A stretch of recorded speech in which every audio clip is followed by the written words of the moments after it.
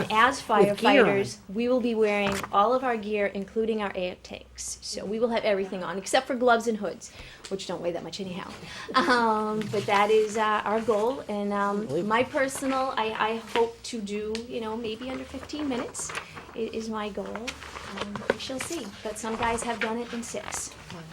So that is my request from you, is if I could please send an email. I did give Carol a copy of the letter that I'd like to submit to everybody. It's not in our packet. Would you, It was on the back side of was it. it on the back of something that I The missed? email was on the back of the, Yep. Oh, I'm sorry. Explanation, I got it. right. Okay. And just for the new members of the committee, the reason that Donna's coming before you is because there is a policy that says that the school committee has to approve requests for donations that solicit staff or Yes. students. So you haven't done this before? No. I have a friend that's on the Salem Fire Department, Uh-huh. and he did it last year. Oh, he did? Yeah. He did really well. 6 minutes? Yeah, it was pretty quick, and Yeah. he had to. Is it optional that you wear the tank or No, not? you have to. You have to. And Okay. some people go on air. We are not going on air, being our first year. At least not yet. This is until February, so who knows? We may be so conditioned that by February we'll say, "Oh, let's do it on air." But as of right now, no. But we do have to have our masks on us and have them hooked up to the regulator. But we just don't have Okay. to. Yes. That's great. Yes. Oh, great. Good for Unbelievable. you guys. Thank you. Sounds great.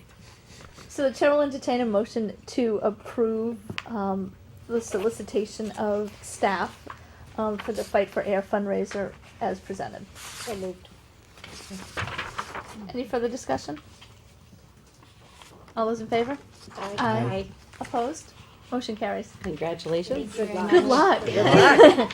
I will let you know how Yes, we do. please do, please do. Thank you. Okay. Okay. All right. So next up, I think, is Miss Marquetti here? Yeah, Liz is here. Do you need to use the presentation as? Yes, Yeah. they You do, both do? 'cause they're gonna Okay. Show the stuff on All the right. screen, yeah. So we'll have Mrs. Ryer come up, and then you can do yours right after.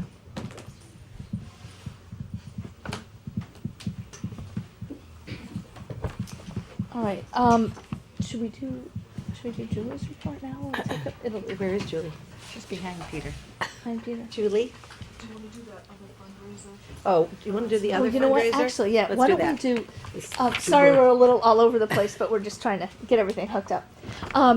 We have another fundraising request, which is It's warming up.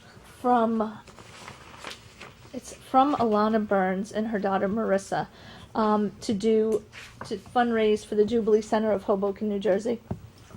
And the reason, again, it's before us is because it's soliciting funds from children after she makes a presentation. So we just have to approve the request. And it's for a center that provides after-school programs and meals to children in Hoboken. And it was doing this before Sandy hit. Now Sandy has hit, and they've run into quite a significant need. So they're doing a presentation at Pembroke this week, and then they're just asking people primarily to make monetary donations, either through the website or to Marissa directly. It's a really important need. I just feel so terrible for everyone down there. Oh They're yeah. they're so close. It could be us. It could easily. I mean, Yes, it could be. and we would want other people to do that For us. to help. Yes. Right. Well, it's also a good way for students to take responsibility for their world and being able to feel like they're helping. And they can make a They difference. can make a difference, Yeah. yeah. Yep. So the chair will entertain a motion to approve the fundraiser for the Jubilee Center of Hoboken as presented. So moved. Second. Any further discussion? All those in favor? Aye. Aye. Opposed? Motion carries. All right. Are you up and running? Okay. So do you want to come up with Decca? Yeah, I'm gonna have my officers actually present. Okay, You've great. heard me speak before, and this is all about them, so. So one of the things as they get ready, we just want to remind the public that one of the things that Ann and I thought would be really good is if we could figure out ways to begin each school committee meeting, we hope it will be every, but as many as it can be, with featuring something having to do with some accomplishments of our students. And we're hoping to do this across the board, not just the high school and middle school, but, also the elementary schools. But we're very, very fortunate to have DECA, and some of us have heard some of their things before because we've done this, but many of you are new, and I think you'll be duly impressed with the hard work of these young people. It's all yours. So we just want to thank you guys for having us here tonight. It's an honor to be here, and it's a great opportunity for us to share with you why we love DECA so much and why we think it's such a fabulous club. I am this year's president. I'm Katie McIver, and I'm a senior at Georgetown. This is our vice president. Her name is Courtney Mangino, and she's also a senior. On the end is Rory Kavanaugh. He's a junior, and he is our secretary. And this is John Max Howland. He is our treasurer, and he is also a junior. Great. And it's all 4 of our second year in DECA. We Okay. did it last year, and we all went to the district competition, which is held at the Ferncroft Hotel in Danvers, and we had a blast there. And Courtney and I were lucky enough to move on to states, which is held in Boston, and it's also a blast there too.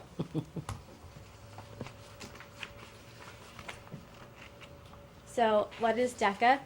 Well, it's a nationwide organization made up of over 200,000 members, and we love it because it lets us apply what we've learned in the classroom to everyday life and real life situations and scenarios and problems.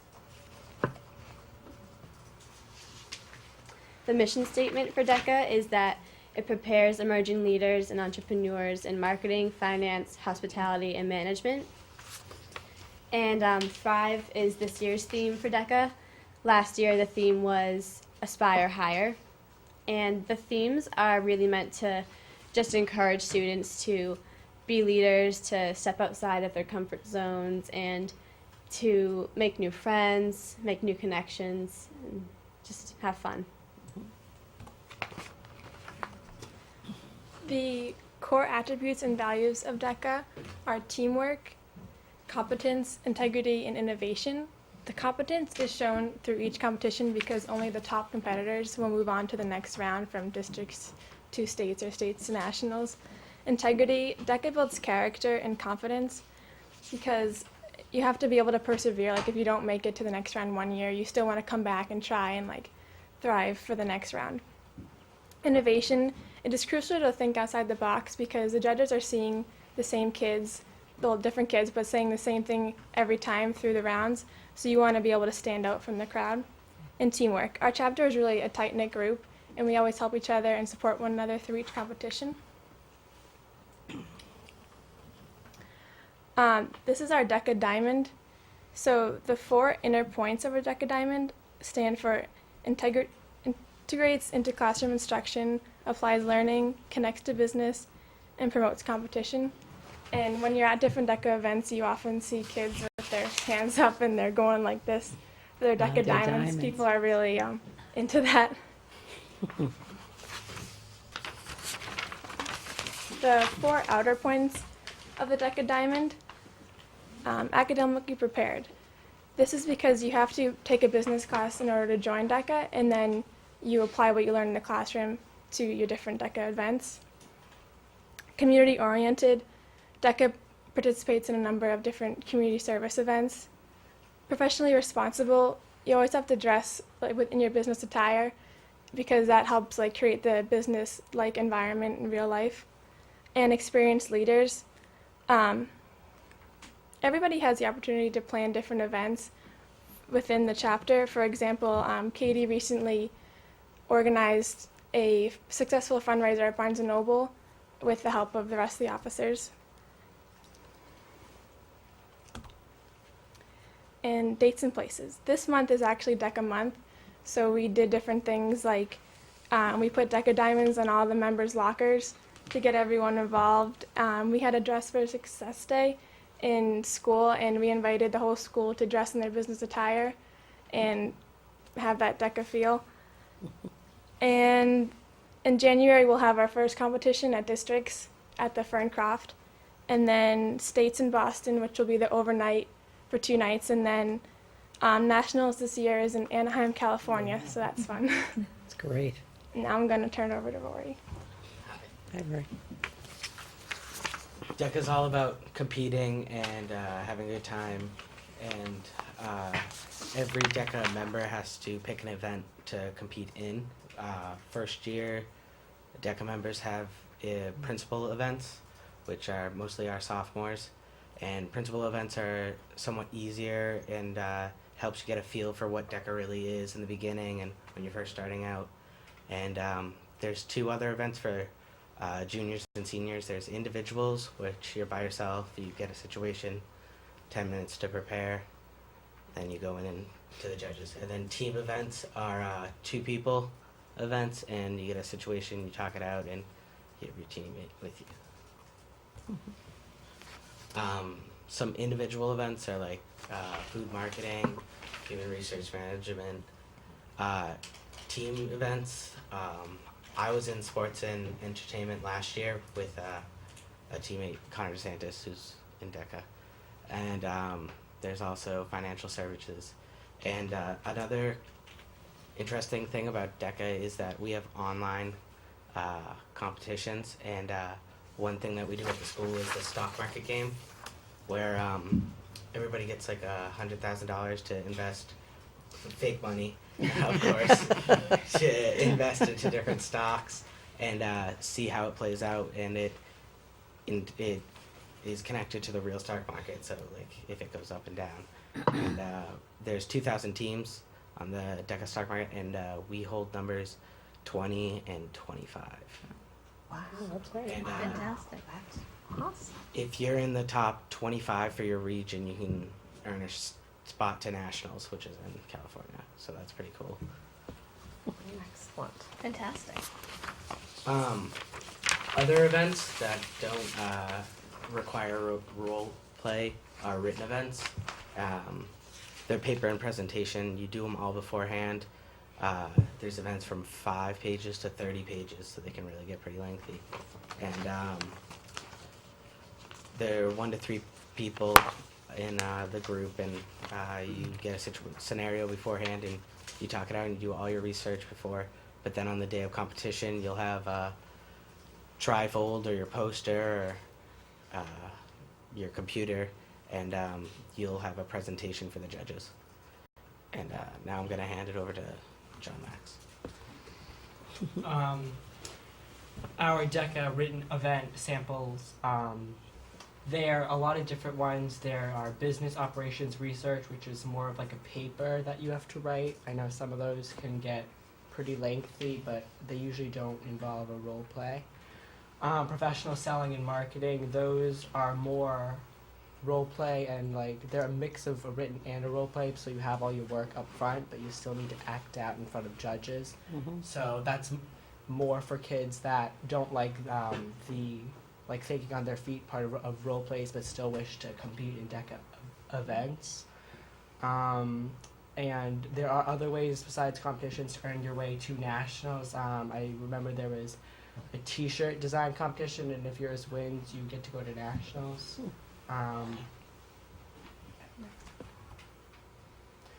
This is just a picture of some of the students who chose to go to the Bentley Leadership Conference at Bentley University in Waltham, Mass. Let's click on the picture for the video. The video? No. Click on the picture. Yeah. Okay. One sec. Hit it straight. Okay. Down on the big E. Yep. Right here. Yep. Start that up. And then full screen it. So they're going to show you just a minute and a few seconds of a clip, if it works. I'll stop it. Okay. When I know it. Where's this one? Is the sound up? Sound up. Since this has it.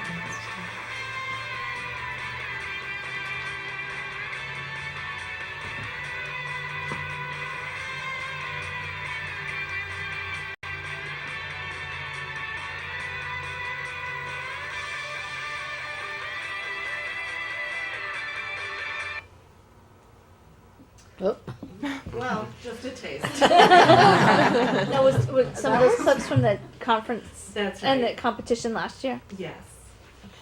Yeah, that video was supposed to give you a general taste of what we do in DECA based on our competitions and, you know, the amount of kids and what we really Okay. do besides, like, you know, what we told you. Right. Just click on the last slide, Katie.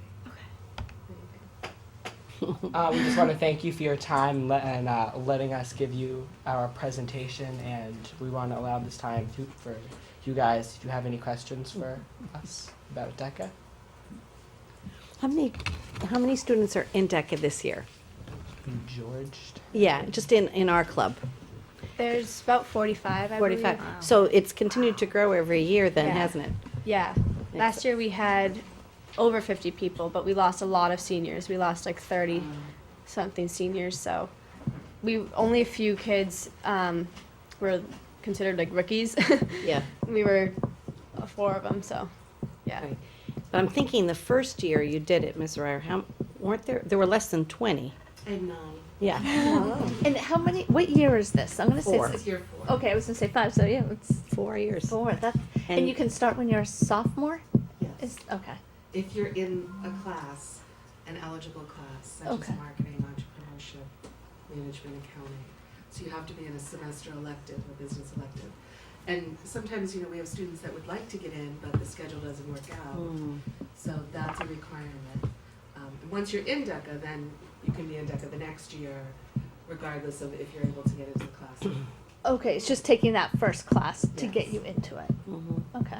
And you can tell the more kids that take the classes, as a judge, I can tell you when I've judged the competitions, I can generally tell the students who've taken multiple classes because they really can apply more of the the business principles. But every year they look for judges. So if anybody on the committee is interested, did it, right? I am telling I'm you, the judge. I Yeah, am it's telling a you, lot it of is a fun. fabulous I think I'm gonna do that. opportunity, and Really you would be amazingly proud of our kids because it's really quite impressive to see, you know, all of the students that are there. Such enthusiasm. I mean, that little group that you have all when everybody's in the room and all, that is the loudest thing I've ever heard. But it is phenomenal, the energy in the room. So I do urge you to. I have a question for you. Do you ever have an opportunity to hear from DECA graduates after they've gone on to college and what DECA meant for them as they left high school and went on to pursue their careers, went to college?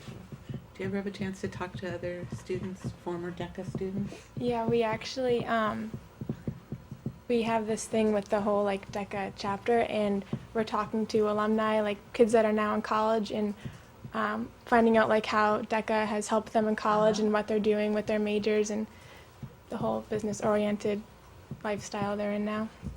Right, we don't So, yeah, have it's- anyone out in the real world yet because They're still Only college. 4 years. Only 4 Right, years. from Georgetown, but I Actually, just, that's false.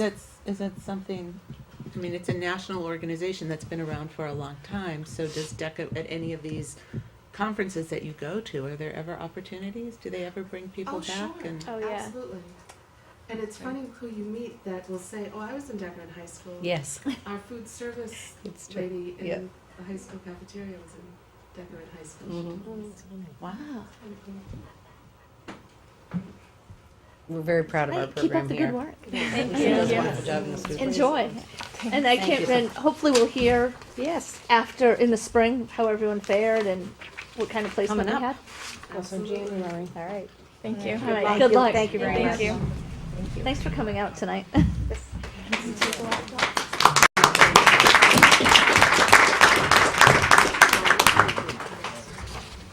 All right. Yeah, they work hard. They work Next up is Ms. Marchetti and the school store presentation.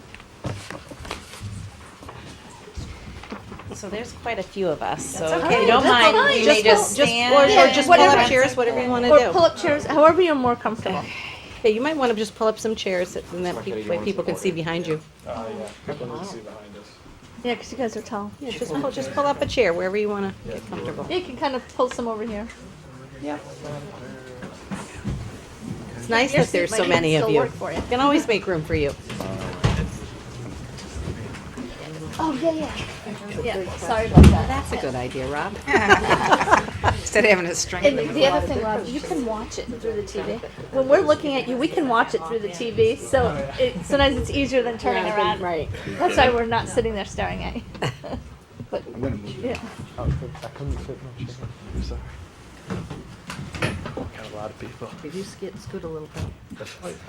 People. Yeah, go here, okay.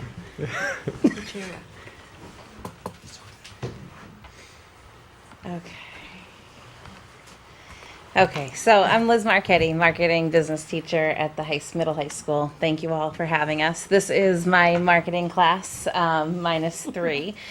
So thank you for having us. The goal of tonight was really just to come here and tell you all that we have been doing, because my kids have been working so incredibly hard this semester and getting all of the things that we wanted to do actually done and actually brought to life. So here's just a little taste of what we have been doing. So I'm gonna hand it over to them.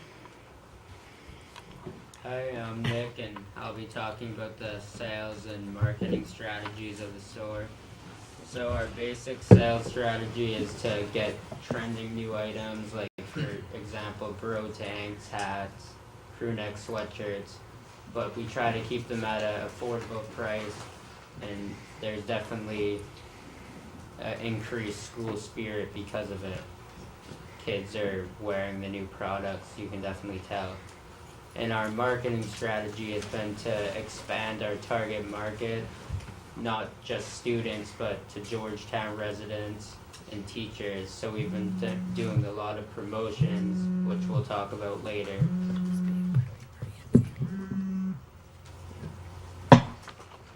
When we order our new products, one thing we want to make sure is that we try to keep our vendors local.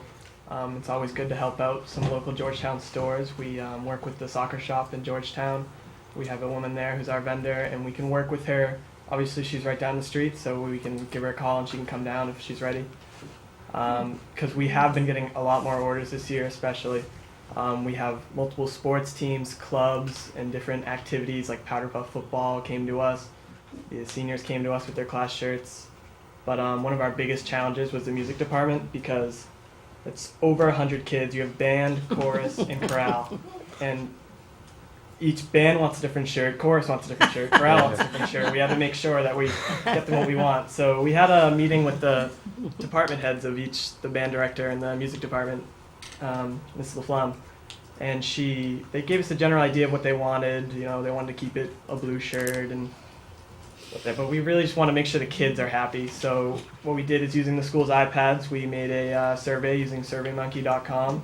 We handed all the kids the surveys. They took them, and we got it narrowed down to colors, designs. Do they want sweatshirts, t-shirts, long sleeve shirts? So we got like 160 kids to give us their answers, and we got a pretty good understanding of what they want with their shirts. So we gave them a couple ideas, and we now have those orders in process right now. So now, one big thing, and the biggest thing I can stress about this opportunity, the school store is now online. So what you can do is you can search Google, and you just search www.bluecrewsuperstore.com, and it's a direct link right to our website. Or if you go onto the homepage of the high school, and you see this the Royal Lancer button, you click right on that button, and it's a direct link, again, right to our school store. And what we did and how we made this was we used a site called Rebo.com, which was created by Georgetown resident Carl Norloff, and he was really helpful with this. He came to our class and he helped us. He helped Miss Marchetti. Miss Marchetti helped us. And what he did was he set up the website for us, and he got all the stuff on there, all the products. And the biggest thing about this is that you don't have to go to the store, because the store hours aren't always convenient for parents who need to get to the store to buy stuff for their children, or Georgetown residents. So what you do is you place the order online, and then you come to the store and get your order when it's ready. Somebody email you or something and say it's ready? Yeah. I'm talking about the new products that we have in the store. So in our class, we are constantly discussing and going over new trends in the school and ways that we can design new products that students are going to want to come in and buy, as opposed to the stuff that we've had in the store for a long time. So before we order and design the products, which we do as a class, we design them ourselves sometimes, and we talk to different groups of students in different grades, different sports teams, to see what they want, And some of the products we designed were the crew neck sweatshirt, and the tech shirt, and the new sweatshirts, and the new sweatpants. So now that the school store is growing so much, we're getting so many more clients this year. Like Neil said earlier, the senior class 2013 ordered their senior shirts through us. The Powder Puff Girls, they ordered their shirts through us. And then one thing that's really surprising is the drama department is ordering shirts through us too. And it just shows that you're not outfitting a sports team or a club. You're outfitting the whole school, and that's what we want to do. And that's why we created the school store, and that's what we're doing to help the school as a whole. Yeah, so you're like a warehouser, right? I mean, that's what you do. Okay. So what we've started trying to do, for a long time, the school store has been for Blue Crew super fan things, like for the Blue Crew, you know, at all the basketball games, all those loud, annoying teenagers yelling at everyone. Yeah, it's always been giving out shirts for that. That's always been our top seller. That's always been our breadwinner. But we've started to expand our target market and go for people that aren't students anymore, but parents, teachers, community members. So we go to things that just say Georgetown on it, just like the shirt on the right there. So we got the team and town support. And we've been talking a little about target market, and that's our target market right there. Students is our nucleus and our aim most of the time, but we are now expanding to parents, teachers, and Georgetown community with those shirts and all that. One of my teachers talked to me about she didn't really want to have a Blue Crew shirt, and she doesn't like cotton shirts, but she wanted to. She wanted something that would represent the school or just the town of Georgetown. So that tech shirt that you saw on the last slide was just perfect for it. It was automatic sell. It's great. So- Listening to your customers. Which she bought today, by the way. Oh, she did. wonderful. So as they've already said, we teamed up with Revo.com. Carl Noloff and I had been talking for the past year or so about getting the site online. And just what Revo is it's a social media platform, similar to Facebook, where it can connect the community as a whole.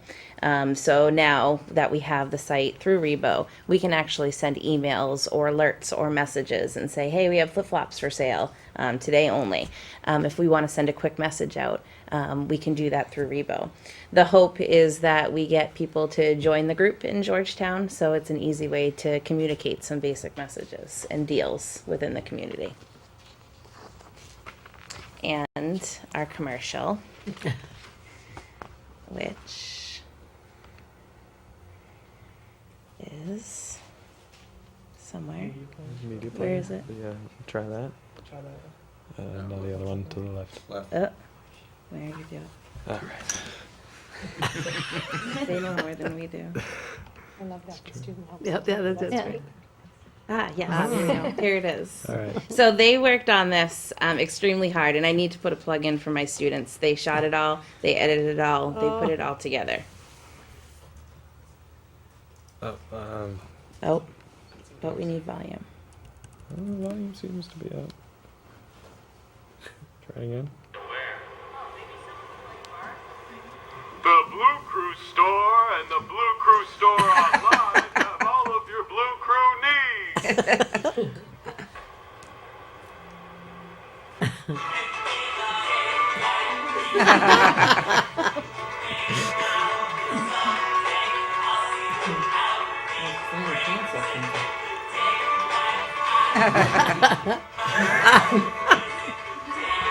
Forgot we did that.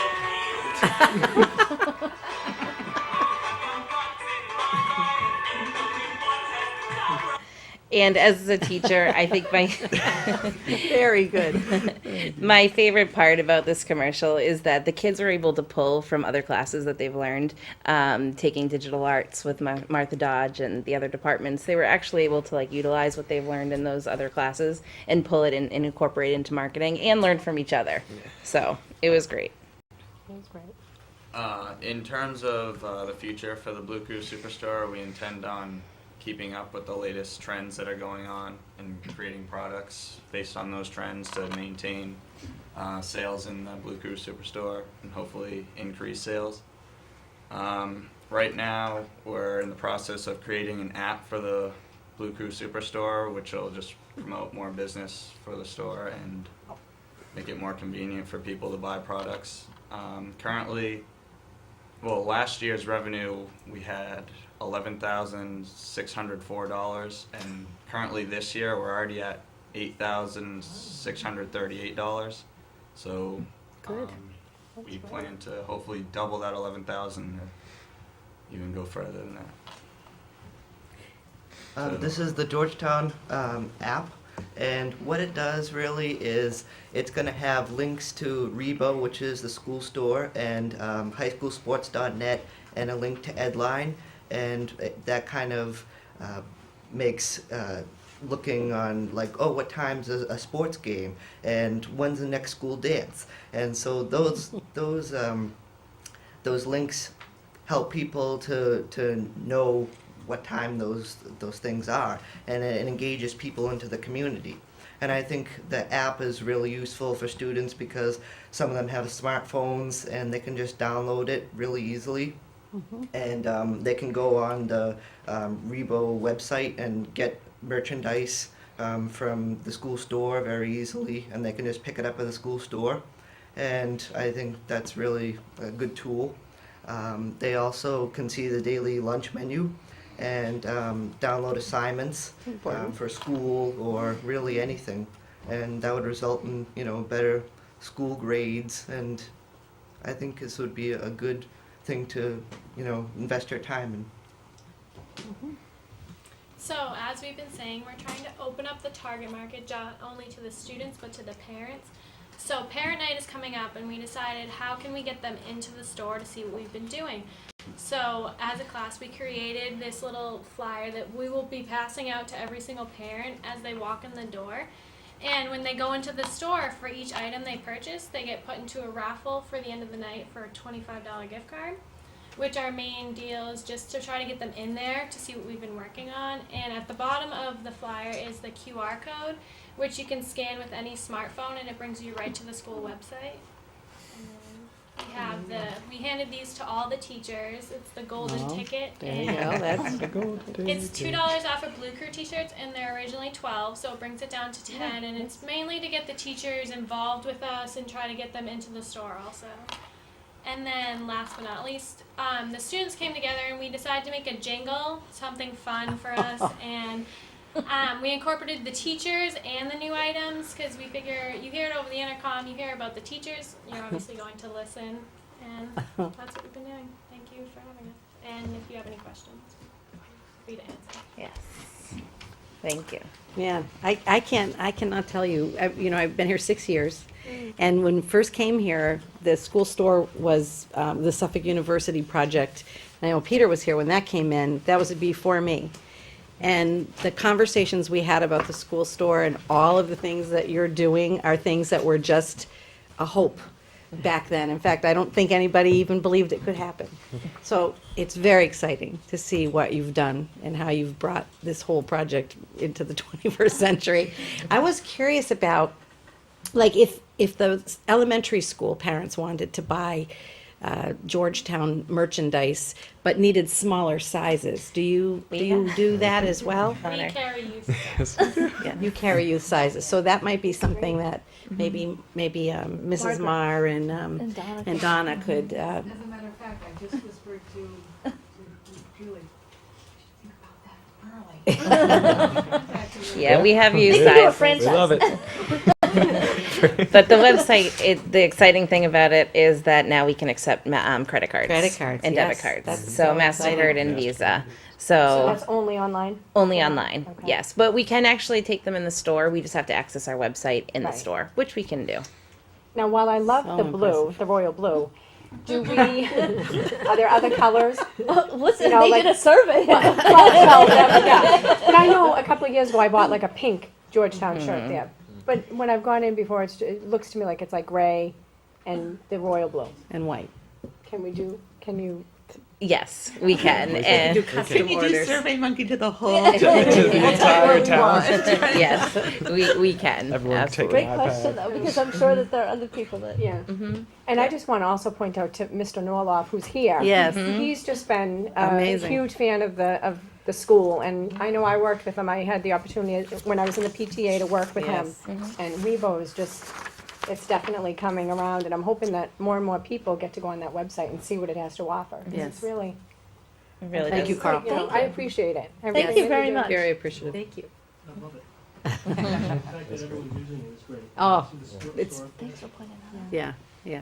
Peter, did you have something? Yeah, I just want to enlighten everybody with a little history about the store, that it did open up as a joint venture with Suffolk University.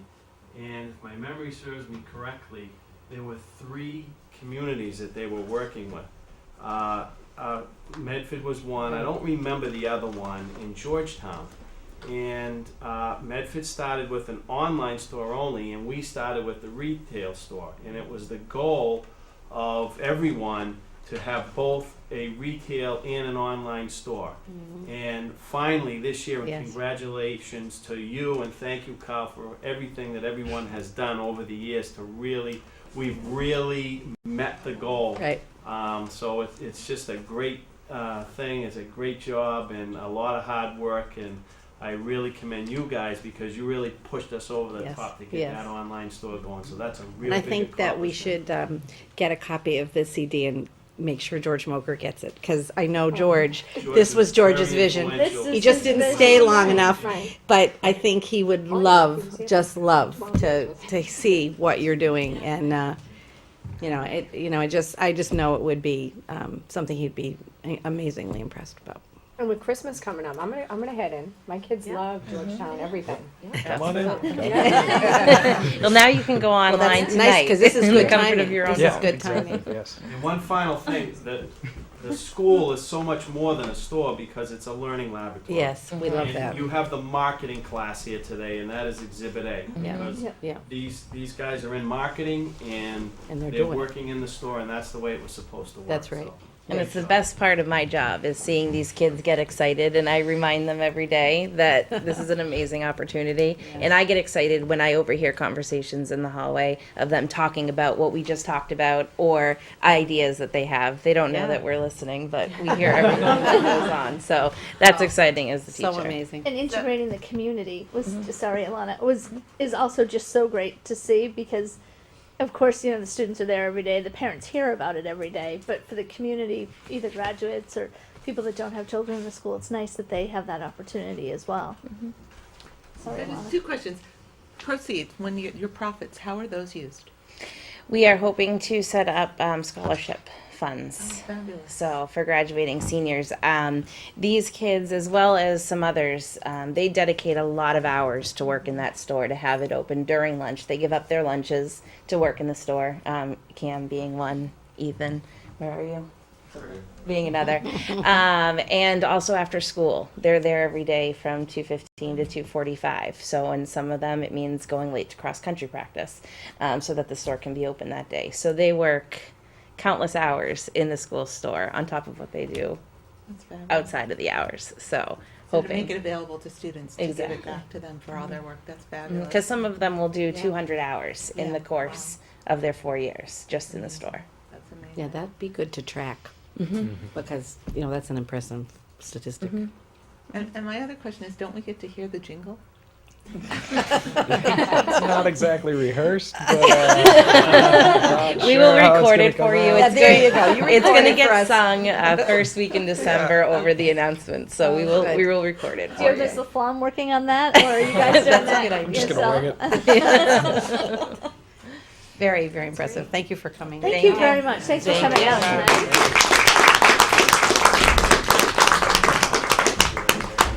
Wow, that's really great. I'm very excited about that. So if there's any question about what great things we're doing with our students, we had 2 great examples tonight.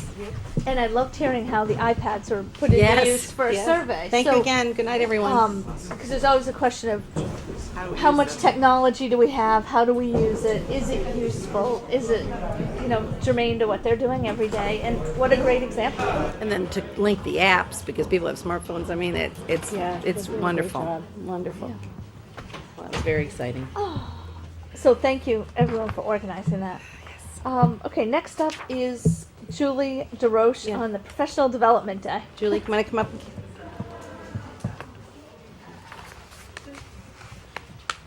So in your packet is a little summary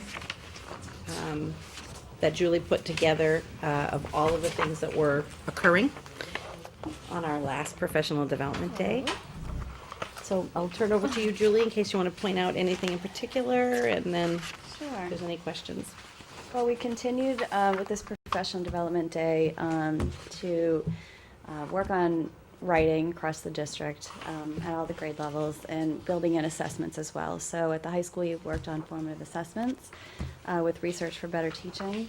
And pre-K to grade 8, we worked on writing, different components of writing, building more strategies and skills into the writer's workshop at the elementary levels, looking at lessons, creating units, and some of the work that's obviously takes time, and building in those things is something that we worked on for November 6th, but we were talking today at Pembroke about continuing along that vein, and at Pearlie as well, Margaret, for our January 28th Professional Development Day, because it really does take time to look through the different materials and match those things to the framework expectations, and to make sure that we're targeting all the areas that we know we need to in our new transition into the frameworks. And so we're continuing with that work January 28th.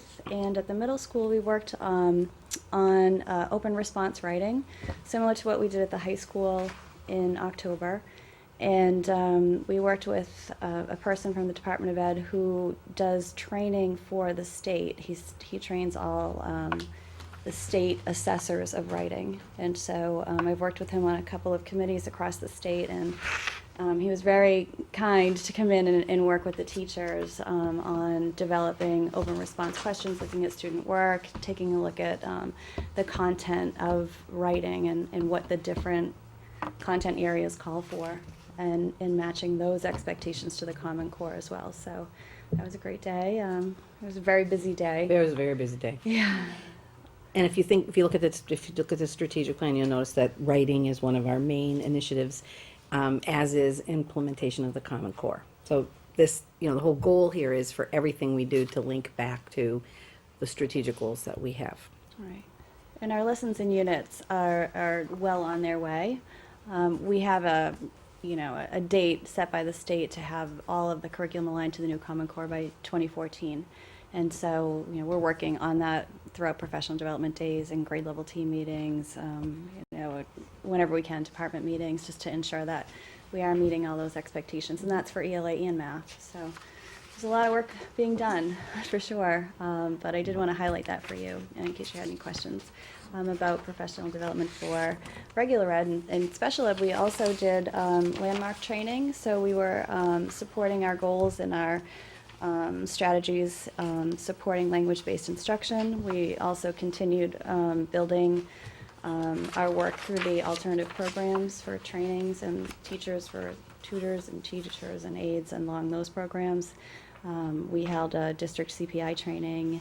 Our nurses went to the school nurse training held in Marlborough, and they got a state overview of what the nursing changes would be, or some of the things that they wanted to highlight. One of the things that they did talk about was EEE and how that's been impacting schools, and so I got some information on that from them, and so across the board we had a lot going on in every school. It was a great day, and so we're looking forward to January 28th to continue this work and to build on that, the strategic goals especially. And Julie, you collect information, evaluation information do from have people, those, right? yes. And then you take that information and sort of synthesize it. I do. I take that information and I go back and I meet with principals and talk to them about, here's what the evaluation showed, and talk to the different planners that offered PD across the district, and make a plan, because what I try to do is work the PD through an entire school year, so it's not just one hit here, one hit there, and they're not connected. So so that we can plan for the next PD day and any grade level meetings that we may have coming up. We can use the time for faculty meetings and continue to spread the work over the course of the year. And as principals go through their walkthroughs daily, they look They for know what to evidence look of for. those- Right, it's of important those things to- as well. When you were talking about the Triple E, did anything come up with regards to the future and that it's and getting kids outside and it's going to be the norm? And is there any- No, there wasn't discussion about that, but I do, right, I wasn't at that training personally, but there was discussion about it because it did impact so many districts in the ways that we had to respond to that. Certainly. It's sort of Yeah, 'cause bigger than us, you know. what I It mean? is. It's sort of bigger. One of the things that I got question on was being proactive about it. And I don't know that it's the district's, and this is a discussion probably not germane to this, but I don't know that it's the district's responsibility to be proactive in terms of spraying because we know what's going to happen, but I don't know. In terms of understanding that this could happen again, probably will happen again, and what's the best way to handle, I mean, what kind of indoor recess would be Well, best? I do think Georgetown was severely impacted by that, more so than other districts. And so I guess, to think of it that way, you've had the experience and you know what it looks like now, and the principals know how it impacts them in recess and outside Well, activities. I think and- because we were considered as a town critical situation because of the human case as well as the horse case. And I think when you get that question in, I think it probably stems from the fact that the Board of Health had put the ban on from 3 to 9. But then we're in school between 9 and 3, and we made the decision not to send students out. So we said that was a proactive decision because we couldn't 100% guarantee that one of our students wouldn't be Right. affected. But there are people who believe that that was not necessary because that all we really Right. were required to do was what the Board of Health ban required.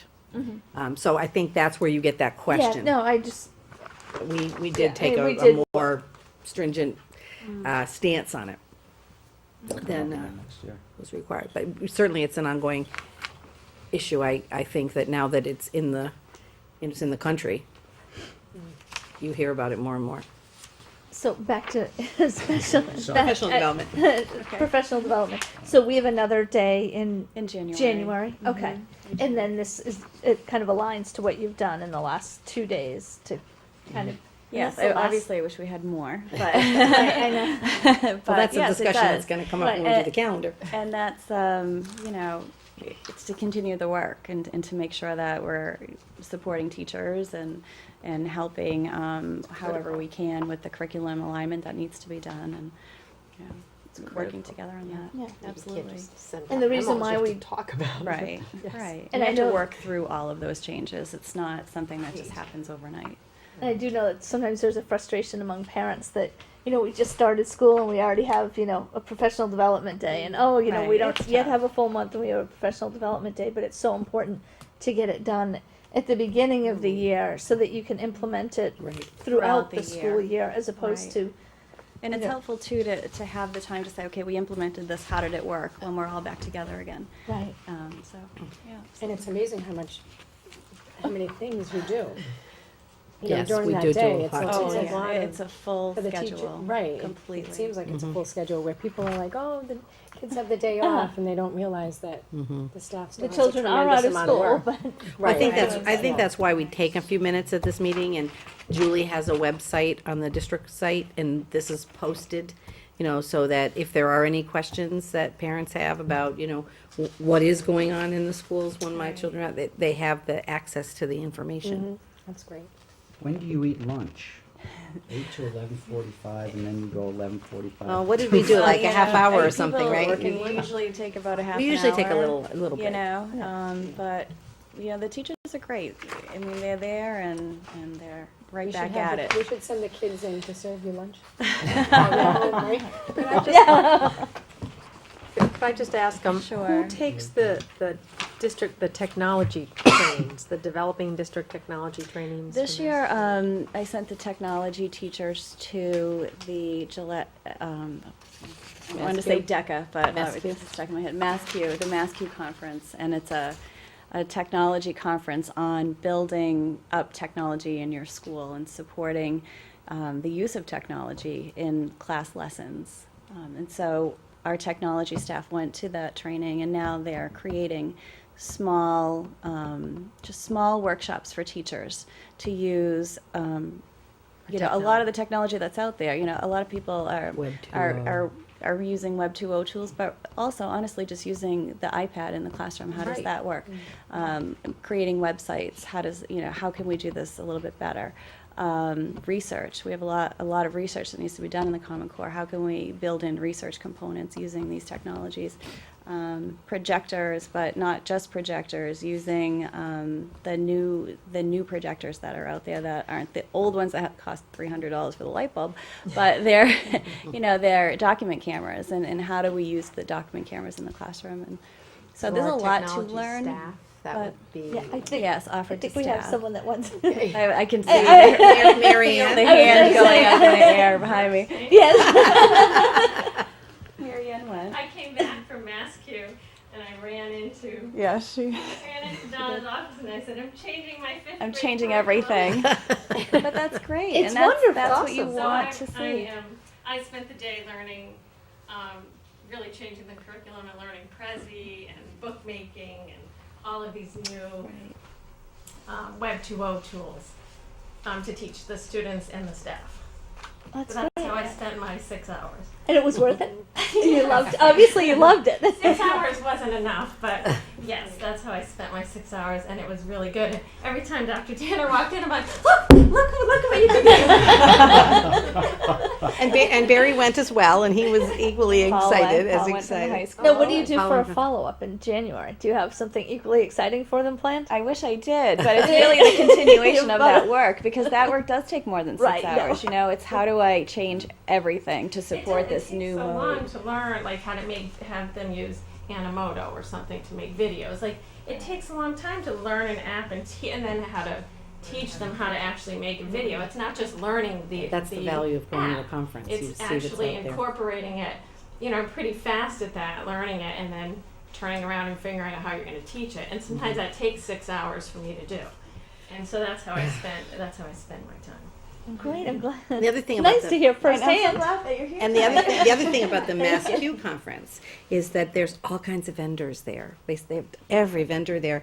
So, you know, with the Pembroke project, one of the things that's going to be discussed is how do we want to spend the $1,200 per student. So they came back with all kinds of information about what's new, you know, current, you know, what kinds of things should we be thinking I took forward. classes. It's not just vendors. I took classes. Yeah. Right. Yeah. Right. And Barry, so it was actual, Yeah. hands-on classes, not just vendors. So it was great. Well, thank Just you. made my night. Thank you, Marianne. Thank you, Julie. Wow, we have the students showing us videos that we made. We had someone that actually went and learned how to use this, make them. And it changed their class. And it Yeah, changed it did. their teaching and learning. That's right. Very exciting. All right, moving right along to line item transfers. Just flip to that. All right. Yeah, she'll get back to me. Oh, I was gonna say. I think she's trying to do the other things first. Oh, did I admit? I'm sorry. No, let's keep going. You know what it was? It's easier to go back. I skipped down to school reports from. Yeah, it'll be easier to go back, I think. All right, you want to do the financial report, then we'll go back Yeah. to your. Yeah, it's fine. report. Okay. So transfers, basically due to purchases that we made to Right, it was just putting the money in the right accounts. in the right buckets. Yep. Okay. So we get rid of some of those negatives that are in that report. Not all of them, but some of Slowly them. they're going away. We I don't know. like negatives. So the chair will entertain a motion to approve line item transfers numbered 119 through 138 as presented. So moved. Second. Any further discussion? All those in favor? Aye. Aye. Opposed? Motion carries. All right. The monthly financial report. We're pretty much on target where we were last month. Okay.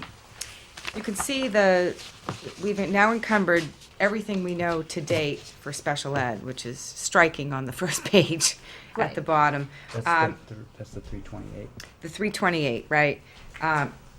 We got a call from the town today asking if we had set up the line item to put the 250,000 in, so Julie has set that up, so that will be in your next month's report. Okay. And that will be a standalone line. It will fall under the outside placements, but it will be a standalone. I don't know how she titled it, but you'll be able to recognize that it's the money from free cash.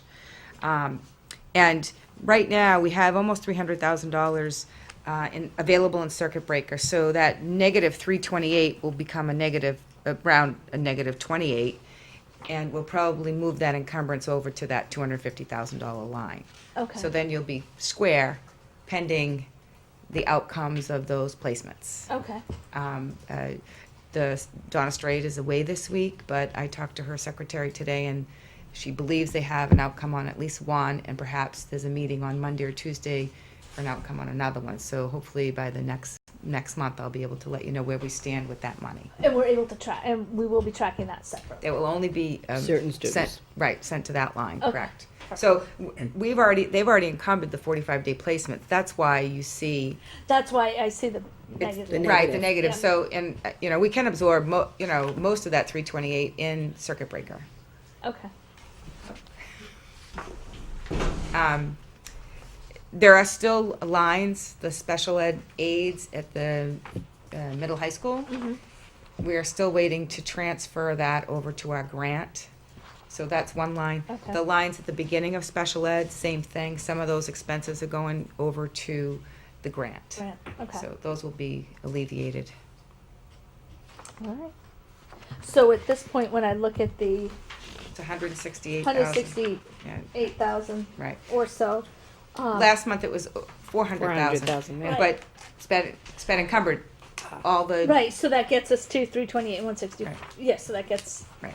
us down. So from between now and the end of between now and June 30th, we have $164,000 that hasn't been encumbered. So correct. If anything happens, that's what we've got left.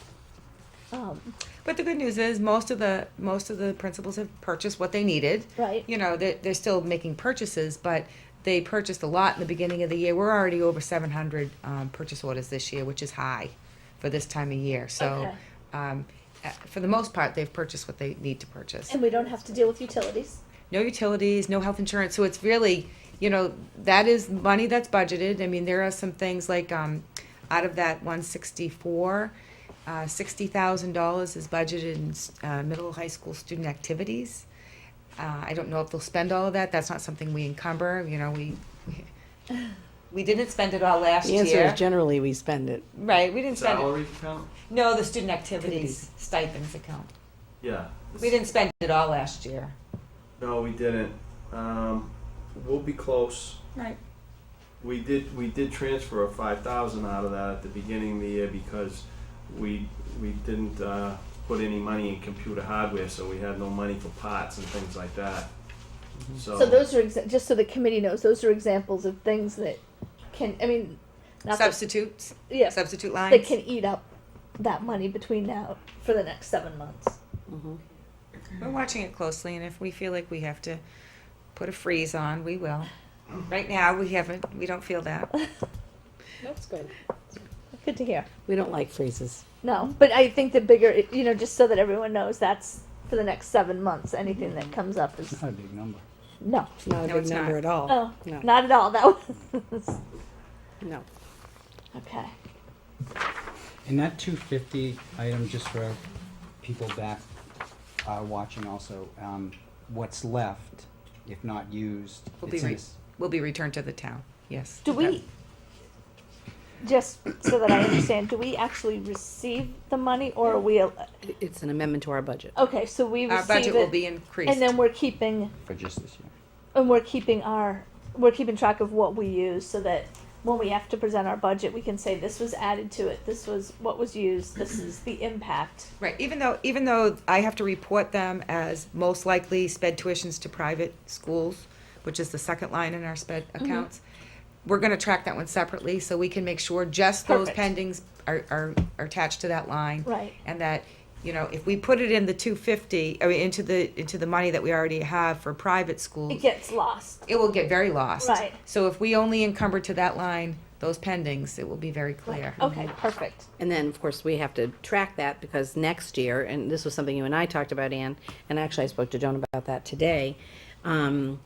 You know, it was taken out of free cash, which is one-time expenses. So one of the things we want to do is we want to track not only, so the money that gets spent this year from that 250, if it's all or part of it. We also, if it's tuitions that need to be continued for next year, we need to also look at the fact that some of that will be be reimbursed through circuit breaker. So we want to try to identify what the actual cost to us is, so that if we have a conversation with the finance and advisory board and as part of this process, we have a better, you know, rather than just say, oh, we need the 250 back, we are going to get some reimbursement for some of that money. So we should be accurate as to what the actual impact of those particular.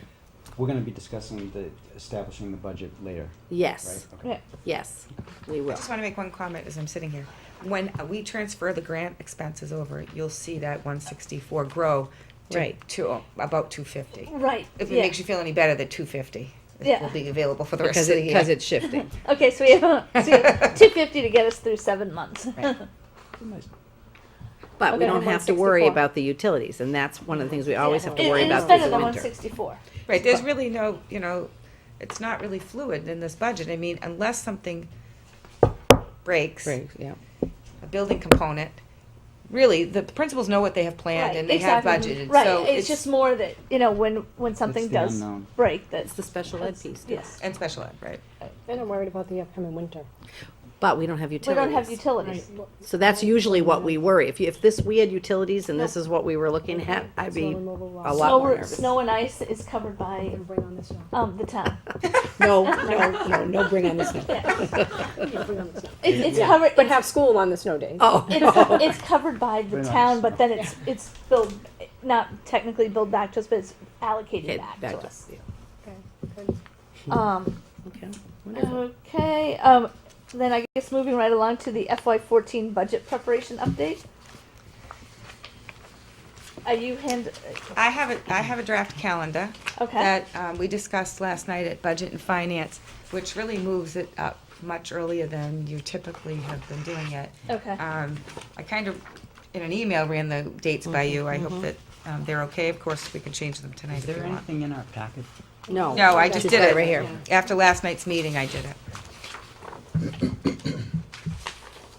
And this is something Joan has been kind of coordinating with Mike. Okay. Mike Farrell. And so, basically, I needed to add a date for a school committee meeting. If you notice, you had meetings scheduled for January 10th and January 24th. Yep. When I presented what my original proposal was to Mike, it was too delayed for him. He really wants the school department to present their budget with all the other departments on Saturday, February 8th. So to get to that date, I had to back it up. So I added January 17th as a school committee meeting date. You know, it could be any day, it doesn't matter. I just figured I'd keep it on a Thursday because typically there's other boards or whatever meeting. And, you know, if your schedules don't allow, we may have to work in another date, but because it's done at a regular meeting on January 10th, we're only gonna present 3 budgets. So we really need to spend some time presenting the rest of the budgets and then for you to have discussion.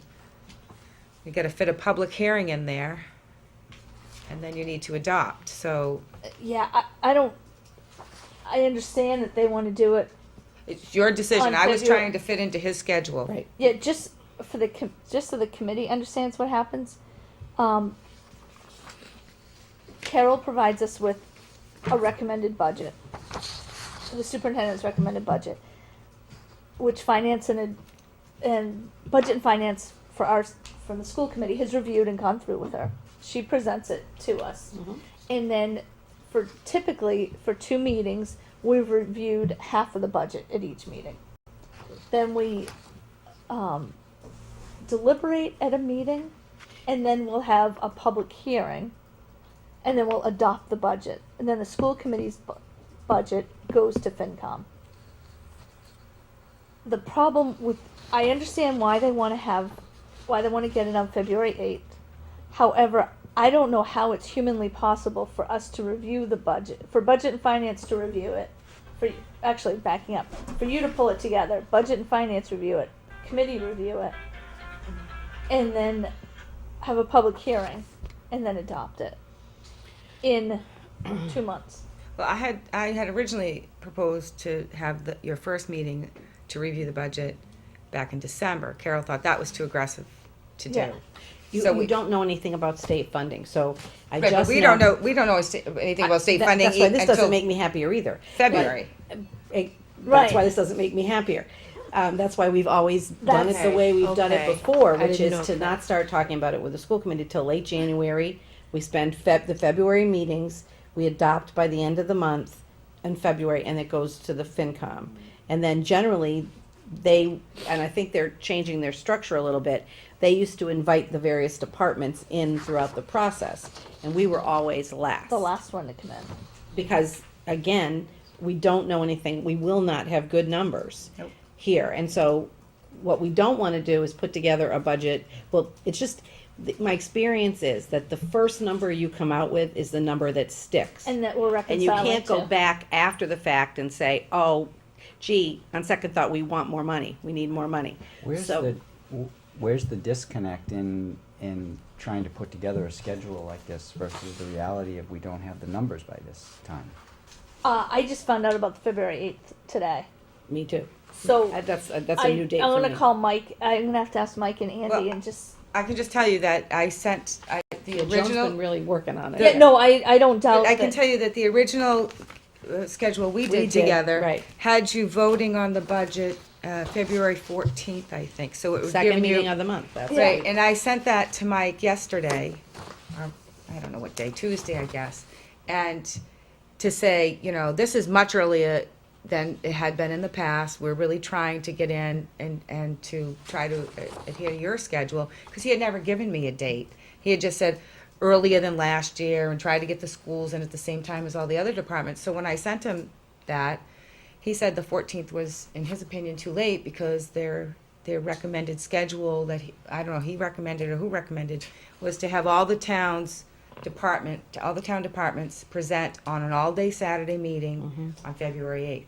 So that consequently made me move up the schedule. And what's, I think we do need to talk with Mike Yeah, about it. because- And I think the reason we have to talk about it is because when I sat at the department head meeting with all the other departments, Mike said the process was going to be pushed back much more than it had been in the past. Now, maybe he had the other departments having their submissions to him much earlier than he's now having. But when he said that, it led me to believe that the process wasn't going to start being reviewed by FinCom until March. And this is early February, so this surprised me when I heard this February date. So I think maybe we just need to have a Yeah, we- conversation.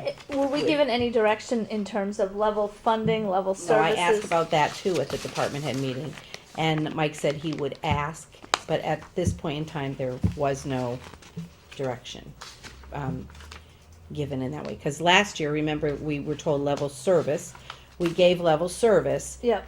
We had to include that 168 in grant funds because it was going That's away, but level it still service. represented level service. We didn't cut the 7 positions that were on that. But then the end result was we got 2.2, we got a 2.2% increase, not even a 2.5% increase. But what I think we requested at the time was, please, if it's going to be, you don't want any departments to come in any more than the 2.5% growth that that the town might be, allowing for, then just, you need to tell people that. Because we Right. would have looked at it differently perhaps if we had made our initial submission in that. So I do think that we need some Yeah, direction, we're and gonna that's have to get something that we some could ask clarity Andy because for. February 8th isn't gonna work. I guess direction is one way to describe it. I think communication is the word that comes up for me. Mm-hmm. I think there needs to be a Mhm. little bit more clear discussion. Yep. So this is a draft, we can take a look Yeah, at we'll this. have to take a look at it. Our opinion is we can make it work. It's just much more aggressive. And again, whether we can make it work or not is less important to me. What's important to me is I want the number to be real. Well, I want the opportunity to have the right information when that- we. well, the concern- That go just forward with seems this. like common sense. The concerning Why part would is you that- go with a number that you are certain is could going to change. change? When are we looking at getting any funding, like any state numbers? Usually not till the end of February. Which is why we're usually in March when we Yeah, submit our budget. absolutely. So, I mean, the number we come up with, I mean, honestly, we could come up with a number this week. Won't be any different than the number we're gonna come up with on February 8th, but the real number we'll have at the end of February. Right, Massachusetts revenues are down right now. And The we state have, I mean, revenues. we have to know what required net school spending is, because we sort of hover around that. You know, that's not available at this point in time, so, I mean, Okay. obviously, and We'll then. have to we'll have to we'll get have some But that's a more draft. clarity on that. Okay. Okay, wonderful. Perfect. Thank you, Joan. Thank you for finding that out. All right, Carol, do you want to So go very back quickly, to let's go to, the first was the Oh, Pembroke Pembroke Building Building. Project. So we had a building committee meeting, just this week. And, obviously, we're very, very grateful, I think, for the vote. I know, that at this point, the process going forward is the architect and the, owner's project owner's project manager, right. The building committee needs to continue to negotiate a contract with them, because this is now for the next phase in the project. So that process is beginning. The next stage is something called design development, which is now we take the schematic design and we really, really look at it carefully. So we pick colors for the school, we determine what furniture we're going to need, we talk about what update technology, we talk about what the landscape will look like, we talk about all of those sort of nitty-gritty details, which is actually the fun part. And that process will go pretty much most of the spring.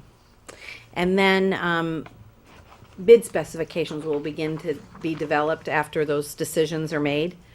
And then I think they talked about putting the bids out in the summer with the anticipation of getting getting information back in the early fall. And then at some point shortly after that is when bids would be awarded, and then the construction phase would begin.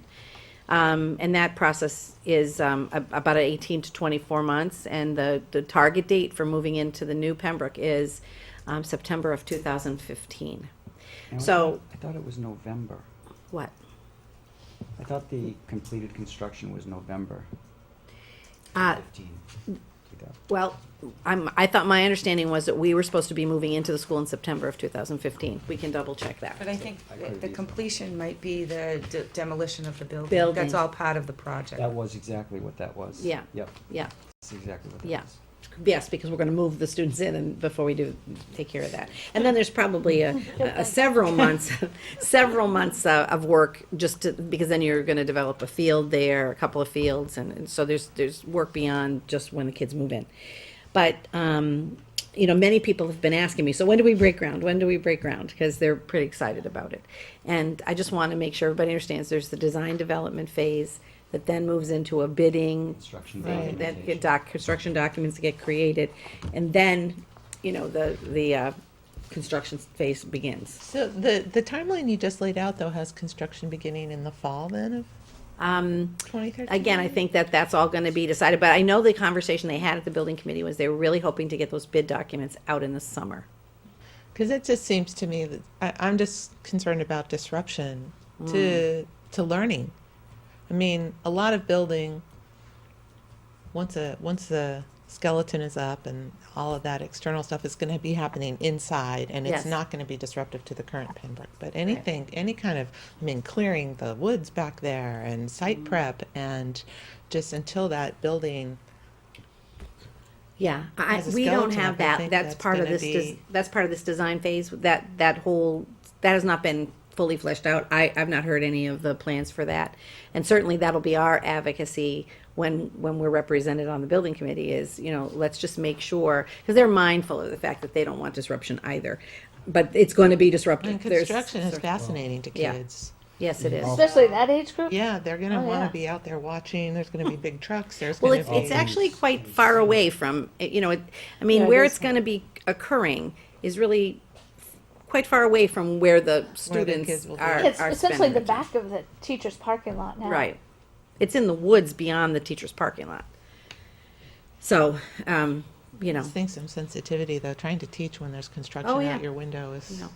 not I any had to fun. teach once when they had some boiling stuff they were putting on the roof, and yeah, it was terrible. But you know, I mean, sometimes you have to do it. Rob, what were you going to say?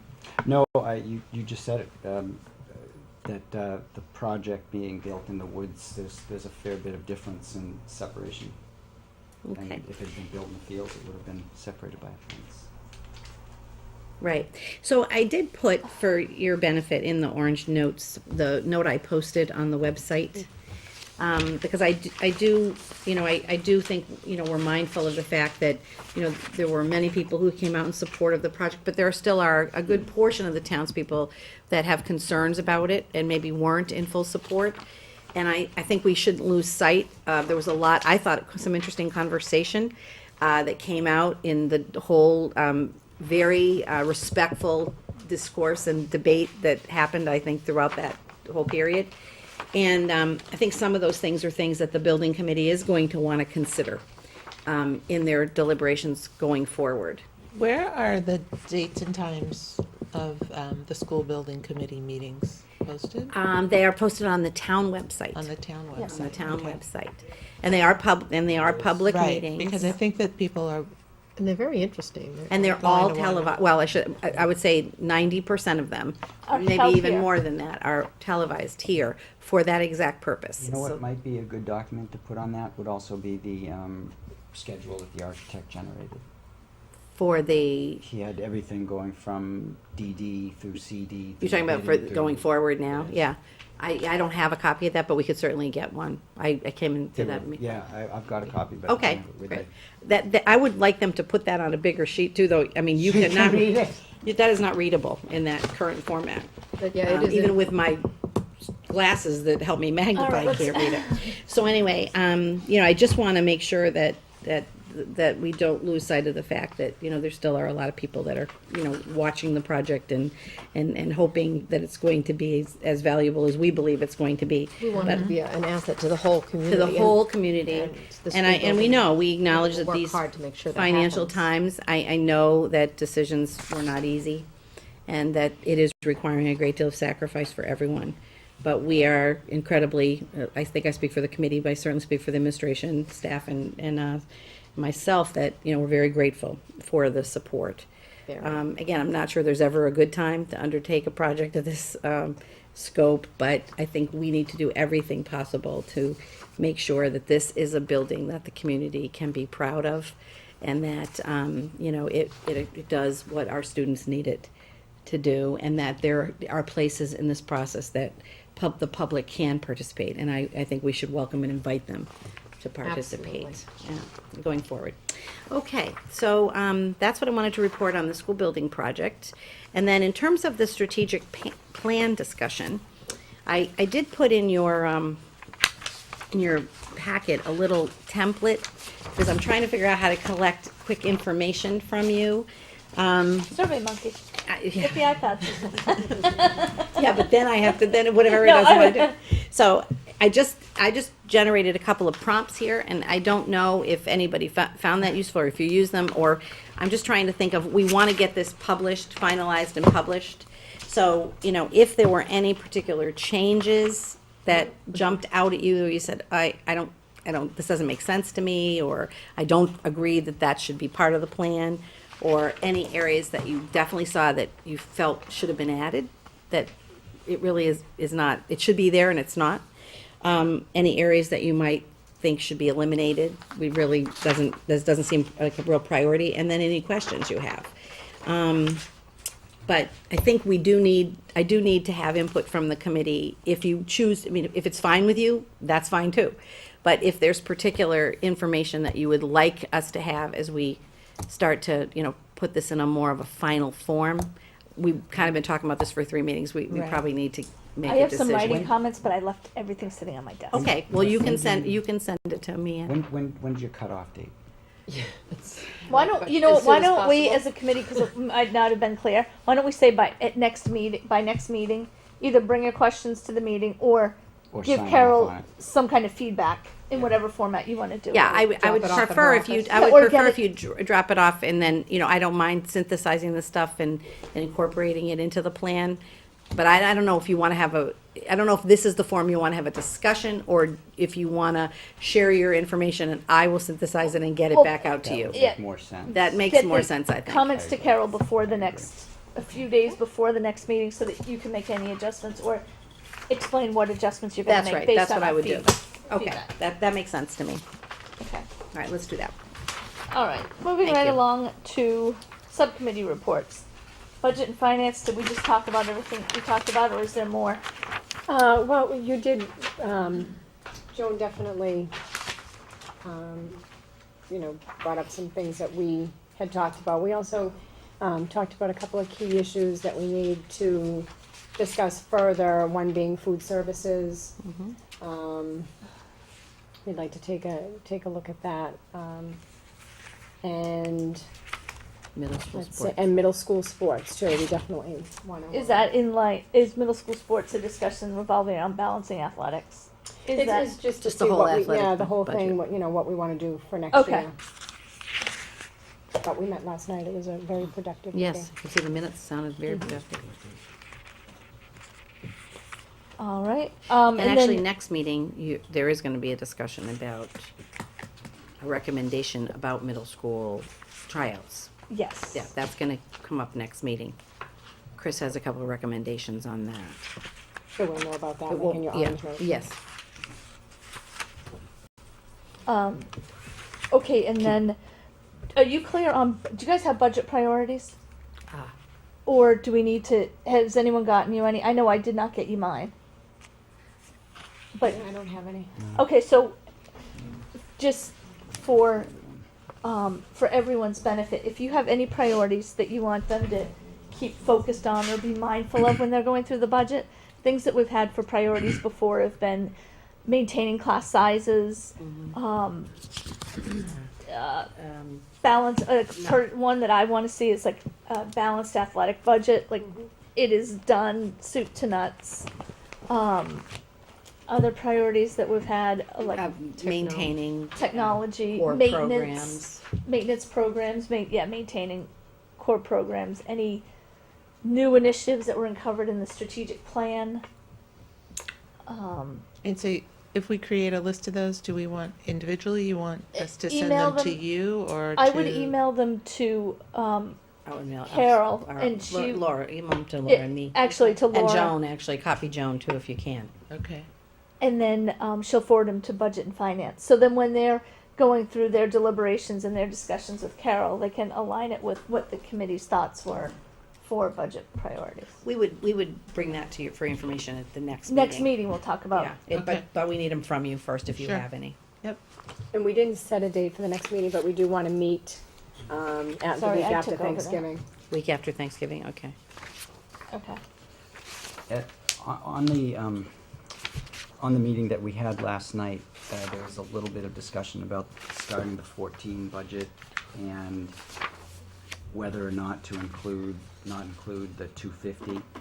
That's why I think we have to have that conversation with the FinCom.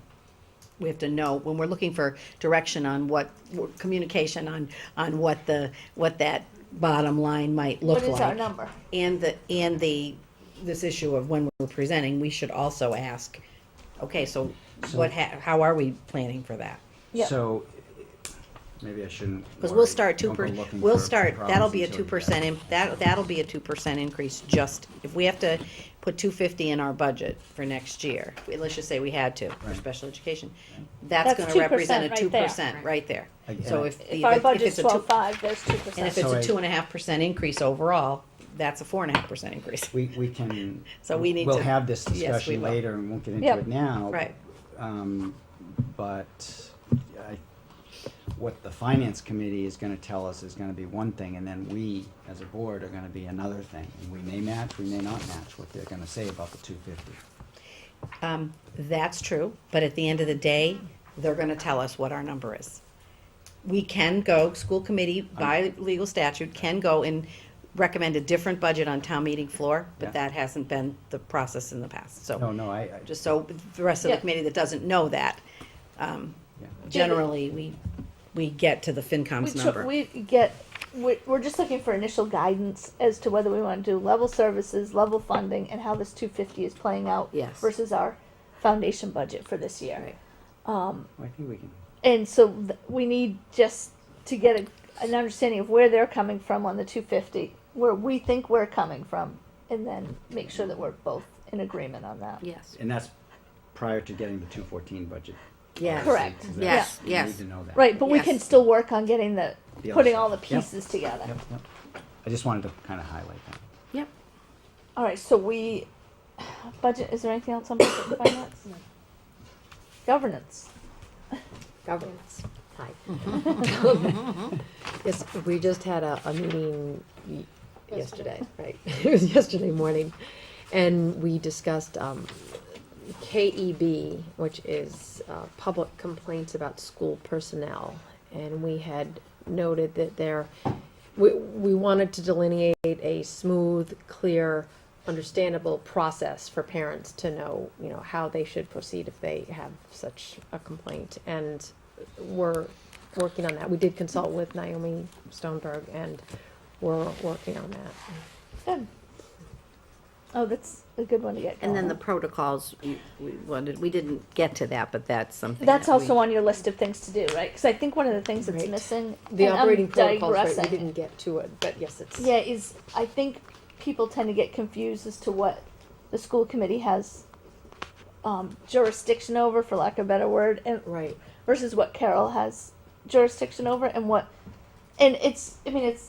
This is a one. I can understand where the confusion is. I can too, yeah. I mean, I Oh, can. absolutely. And you walk into somebody at a baseball field or a soccer field, and they'll say, "Oh, why didn't we, do this or do that?" And it's like half the time you don't even know, and it's an operations issue. So it's hard for them to always understand where they're supposed to go with Right. comments and questions and things. So I And think it's good to get the protocols This, out there. yeah, one-page operating protocols has been approved by MASC. In fact, they, by the Massachusetts Association of School Committees, they did participate in bringing it together. It's on the Linfield site right now, which kind of leads me into the public relations subcommittee meeting, because we also had that. Yeah, nice segue. Because we continue to work. We're working very hard on the structure and the design of the headline content boxes. Okay, so that's understanding what the different topical boxes are and what comes down. And that operating protocols is one of those items that we would like to see on the website. For the school, under the school committee. Right, under school committee, yes. All right, excellent. School building committee? Did we touch on that? Yeah, no, Does that? I think pretty well covered it. All right. When is your next meeting? I think the only thing I would add to that, perhaps, then, is that while nothing has been formalized and everything is still going through the committee, it sounds like there's a good chance that there will be some subcommittees formed as part of the larger committee to help expedite the process, but also to take advantage of expertise of different individuals on the board. And, there's a likelihood that I will be going on one of those committees. That's the only other thing I think I would add. Okay. And there hasn't been another meeting scheduled yet. There hasn't. Okay. All right. Old business. At our last meeting, we. Oh, I'm sorry. Negotiations. Yeah, I'm skipping all Also over. safety. You know what? She went from governance to public relations, and I knocked off negotiating. Okay, so negotiations, we met October 30th. We reviewed the current review process within the district. Okay. Talked about the one for next year. Carol gave us some great booklets to read, so I've been flipping through that. We are gonna meet again on November 20th. Okay. Okay, and that's with Joe and Mike. And then we also met GISA on November 7th. That was a very productive meeting too. We reviewed the ground rules. We agreed that both sides would bring forward the proposals for the next two meetings. And we scheduled the next three meetings November through January. Great. January. Okay. Perfect. And you will Safety? Yeah. be stepping back in. I am stepping back in. The only thing is Tuesday I cannot get to. The 20th? Yeah, the 20th. So either you can have it without me, Well, we can see if we can change this. or we It's can enough time. see if we can change it. Well, It's the let's only see. one that I just can't. All right, well, let's check it out. reschedule Okay. that. Because it's just Joe and Mike, so maybe they could be a little flexible. We'll have to see. But the other ones I can do. Do you have these dates? Did you look at the? Yeah, I saw it in your I In saw it. minutes? Oh no, you know what I saw on the back of the agenda? Oh, okay. Yeah, so those are good. Okay. Do you want to? Will Laura? Yeah, we'll talk try to. Jen? Yeah, we'll try to. Reschedule? Yeah, the We'll 20th. try to I get just it. can't. Okay. Okay, old business. At the last meeting, we accepted 2 donations for smart boards, and we weren't sure if they were anonymous or not. So this is just thanking the people again. Mr. and Mrs. Upite,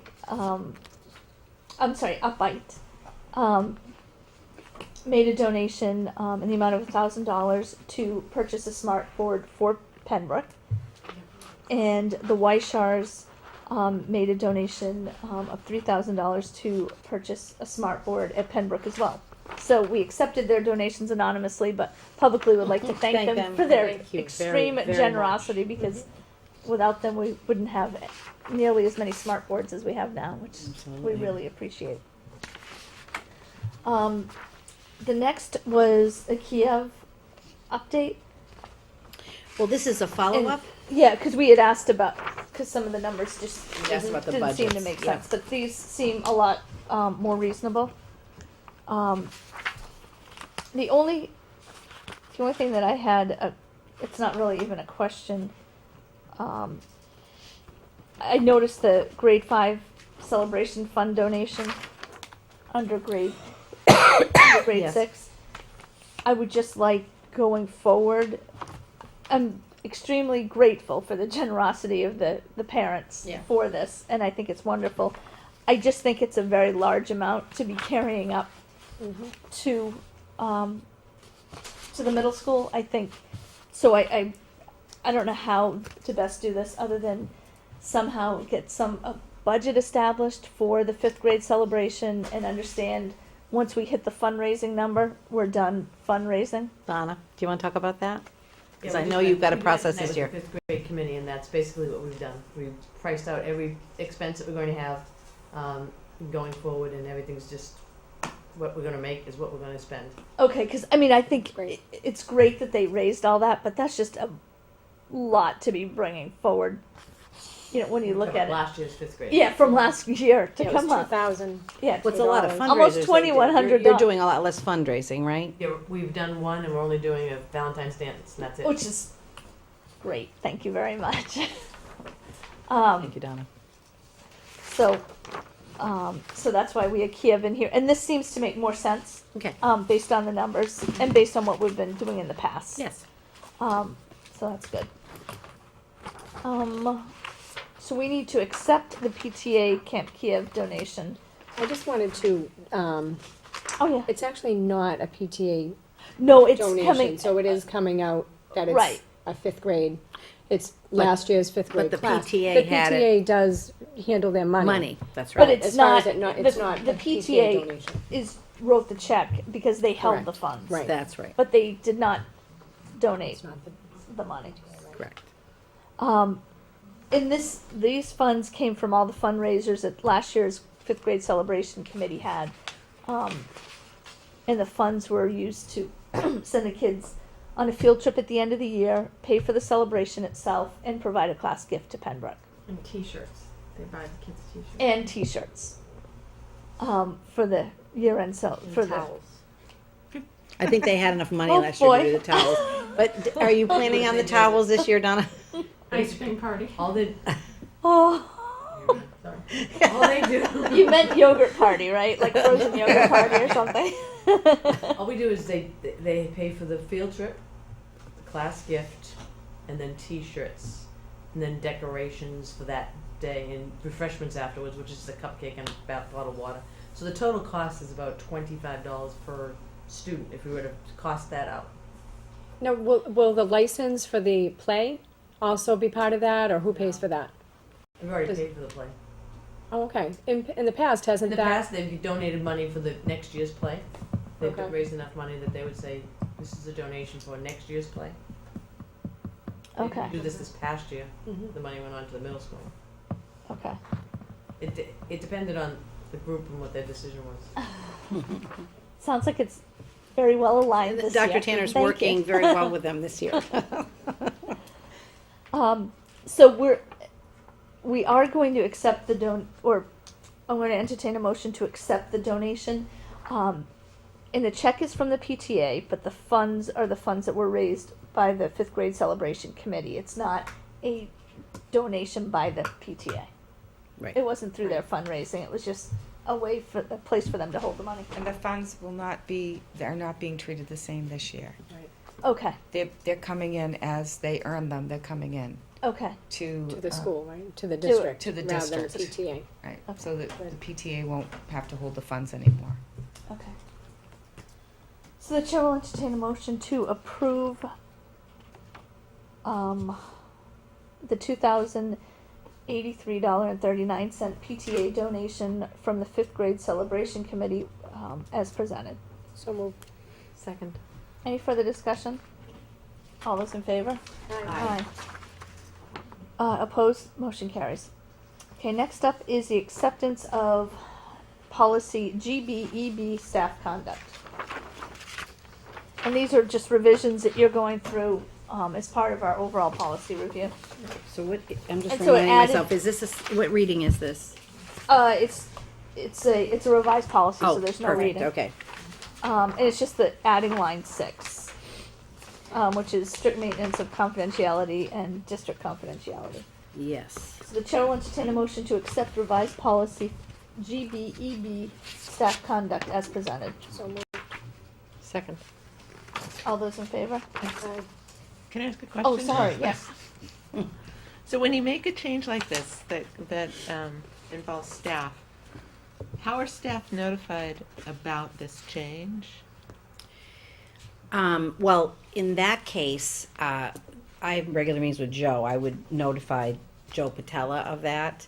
And then when the principals get copies of the new policy, like if there was a change in a homework policy or something that involves staff, they would talk to their teachers about it. They would let their teachers know that there's a change in policy. Okay. This particular one, because there'll be a confidentiality agreement that goes with it as a Right.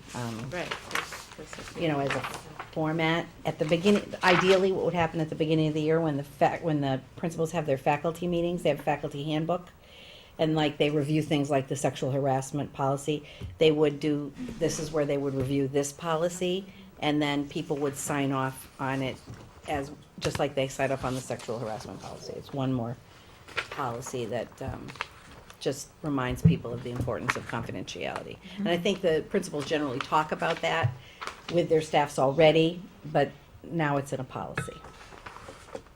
All right, so we had a motion and a second and a vote. Anyone opposed? Oh, okay, motion carries. Next up is a turf field discussion.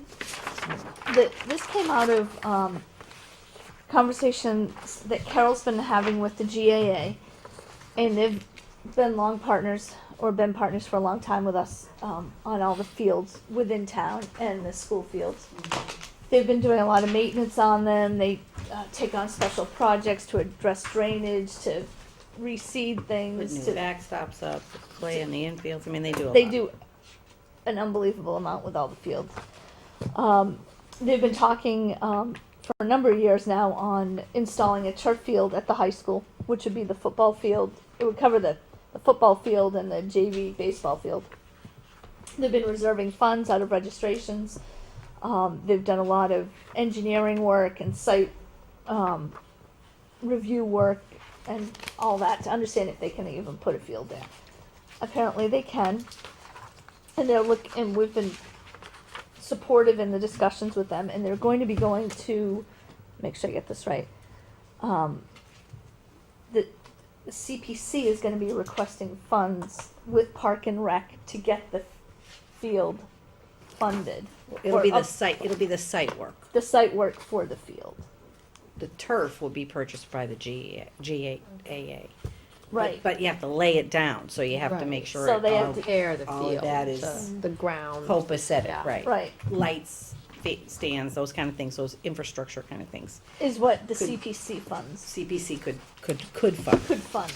should they choose CPC to. funds could be used for those items. So they're looking for us to write a letter and possibly serve on a subcommittee representing, putting a school committee representative on a turf field committee, if you will, that kind of secures our interest and speaks for the committee at the town level.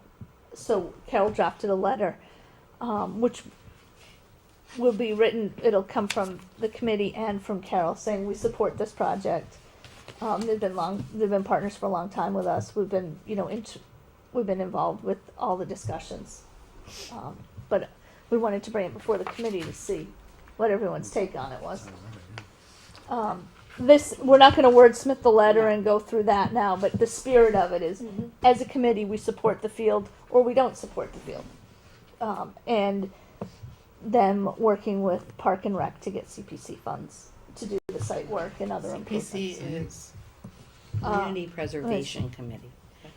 They can only use CPC funds, I think that comes out of a portion of tax dollars. Yeah, we have, yeah. But, so it didn't used to be able to be used on existing fields. Okay. But the law has changed recently, which does allow that, which is why this project can potentially go forward, I because see. we would literally be working on an existing field. And it is a school field, so it's our responsibility. So it's important that as a committee, we agree or. Would they be able to put another bathroom into that baseball field, that area? A what? An extra porta potty? I have no idea. That discussion would have to be had. That would have That's to be. kind of That's what the committee would. Yeah, that's kind of why that about. subcommittee. Yeah, that we would have a representative on that subcommittee to represent whatever. Like Rob is on the school building committee. I don't recall talking much about this as a school committee. We probably haven't talked about it because it really hasn't been much in the last 2 years. We talked about it a lot more when we were presenting yearly plans of the projects that GAA was doing in coordination with the I schools. remember those a long time ago, those meetings. Well, there has been a hiatus in the discussion because there's nothing to discuss if the law hadn't changed. Yeah. Right. So the conversations probably a It's- year ago were mostly with the GAA. Yep. And they did go to CPC and got $10,000 to do a engineering study. They did do the engineering study. In fact, I think they came here and talked a little bit about what that involved. And then, as I said, it's been on hiatus. Once the law changed, then we had a meeting in my office, but it wasn't just the GAA. It was Park and Rec, it was Conservation, it was Planning, the Planning Board, the town planner was there. Yeah. Okay. Myself, and the purpose of that was to talk about how we could look at this not just as a field, but then how does it relate To the town. out of something that came out of the building committee.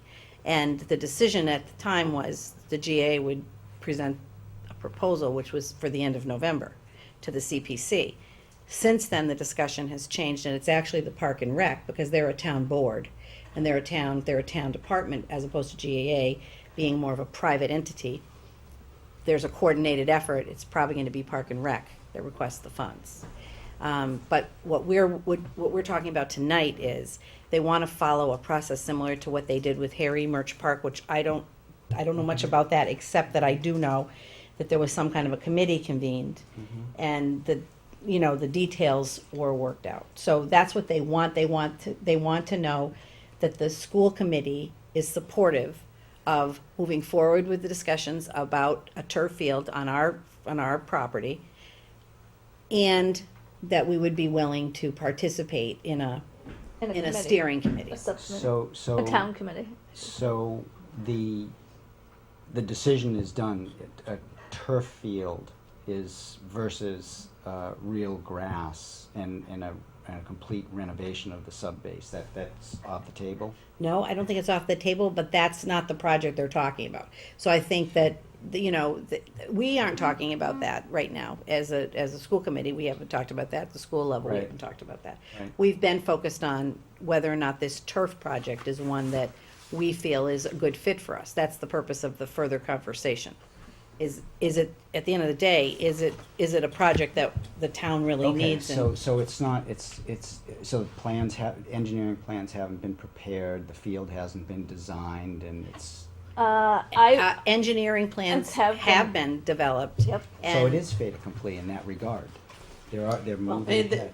your question is this the decision about how this field should be handled to turn it to an AstroTurf field? That decision has been made, right? That's what you're asking. That's what you're asking. That's Well, the that's one proposal question I'm that's being asking. discussed. That's one That's the proposal that's being discussed, is a turf field. That's that's the true answer. Yeah, I don't think. Rob is asking, is it a done deal? Again, I think there's room for discussion, but the project that these groups are proposing is for a turf field.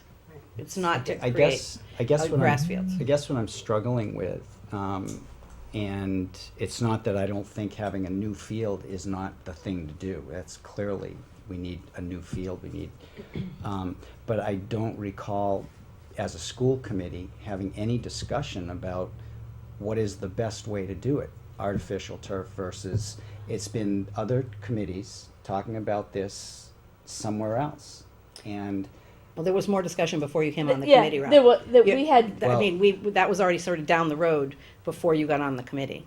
that well, was, I didn't know that.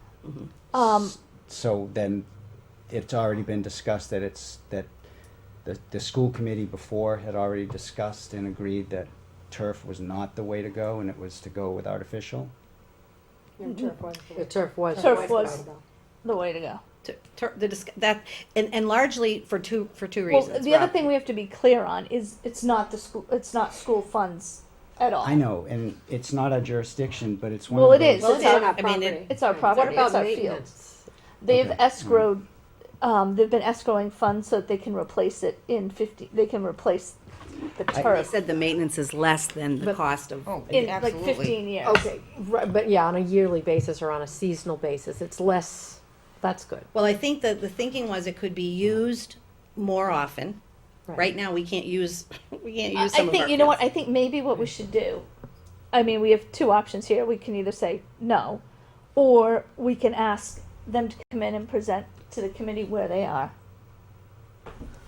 It would be I don't know useful that to that know. answers Rob's But I question. think it would be useful to know how this decision about installing an AstroTurf field was reached, as opposed to just maintaining a regular field, doing whatever upgrades. I think on a need to be cost done. basis, it was determined, and this is going back a couple of years And ago, that'd be a great piece of information. is that it was Cost? more, Well, that's what I was quickly trying to tell you, that the reasons for it were that our fields right now are overused. So I there was one school of thought that said a turf field can be used every season, That all is- the time. that is correct. It can be used for pretty much every sport. That is correct. It would allow for being able to rest our other fields, perhaps seed them, fertilize them, have some grass, which would be a very nice feature. And then the other was that there's potentially a revenue generation for the community. And those- And then the other third reason was it allowed the GAA to use it. Obviously, the first priority is the schools use it, but when the schools weren't using it, then it gave GAA an option because, their fields the fields that they use aren't in great shape either. So those were the general reasons why it was And considered. those are good reasons. Some of the negatives to turf are statistically the injuries. There are far more injuries on turf, and you're often playing in over 120-degree temp on top of these turfs on sunny days. The amount of heat that these things throw off are just intense. Now, I guess what I'm struggling with is I don't want to throw a nut into this and take it off the chain, because the field is definitely the way to go. But I I remember when I first got on the board, and I remember we had those committees, and I remember talking with you, Carol, over and over again, that we needed to get the GAA and Field and Rec together and planning together and to talk about what is in the best interest of the town. And maybe others have had that conversation, but I haven't. And I know too much to just accept what others Yeah. are saying. Well, So are we I proposing did that what we you re- asked. I got everybody together, and that is the decision of those groups, of all of those people. That, you know, I told you who was at the meeting, because I took seriously the fact that nobody organized that follow-up meeting. I agreed I'd do it, and so that's what I did. Sure would have liked to have been there. So that's how it happened.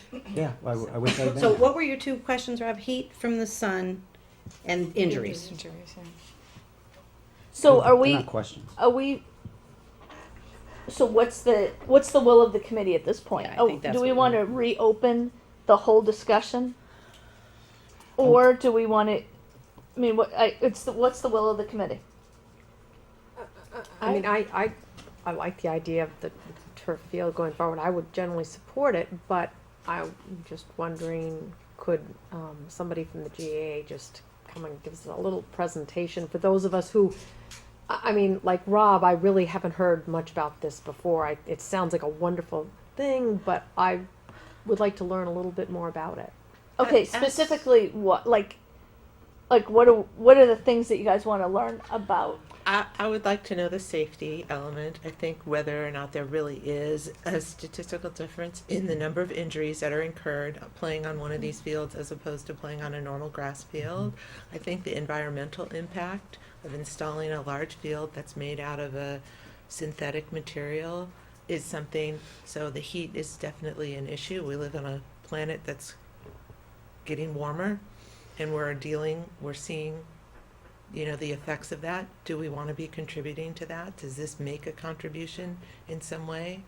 Is there an environmental impact that we should be considering before we, I would like these questions answered before we say that as a committee, before I could vote as a committee member. The thing that we just need to be clear on is that this is their proposal. It's our fields.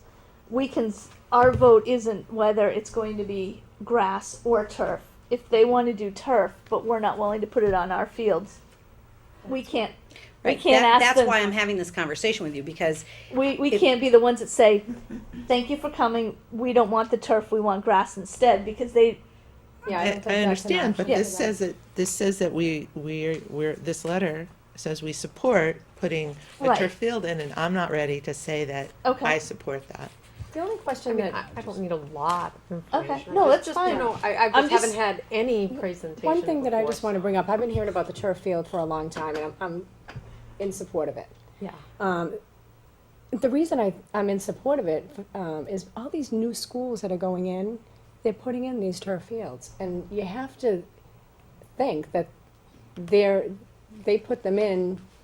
I'm not saying that they did all the work and what they found is accurate. You know, I'm just saying that these new schools like Beverly, I know, just put in a turf field, and That we Manchester. fundraise to do it to match a state Hamilton grant. Wenham has two. And I haven't had a child play on it. My kids were gone, but I know that we played when my kids were in school. We played North Andover. We played at Chelsea, and the fields were superb compared to some of the crummy, pitted, twisted Right. ankle fields that See, my kids played on in the that's what I'm dirt. affected. There's- Twisted My little ankles one has and- played in Manchester, and he's played in Beverly, and I thought the same thing. And I've played on turf fields, soccer, and I've found that it isn't like that. The divots, and it's less of a injury, but I am in full support of it.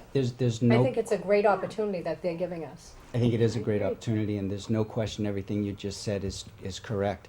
What I would add to that, though, is if you look to the professionals who have been dealing with artificial turfs way before anybody else, what you're finding and what they've already started to do is they're going back to actual grass for the reasons I just mentioned. They're actually taking out their artificial turfs and they're going back to grass.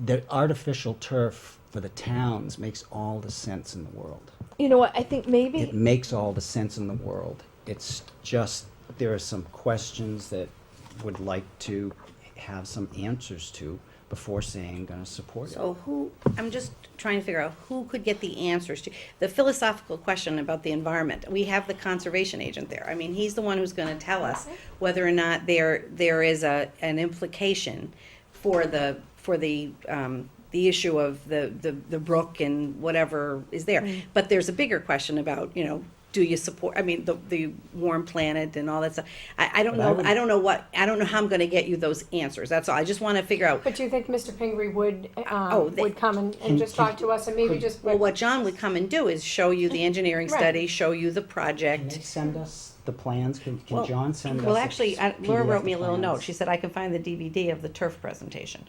So, If they have engineering plans, they could easily PDF them to anybody they want. All right. And I would love to get a set of so, those. so to answer the questions for Chair could you, get a Rob, set. those plans would They- perhaps answer some of your They questions. would answer a lot of the questions about what they are actually proposing. All right. That would answer that.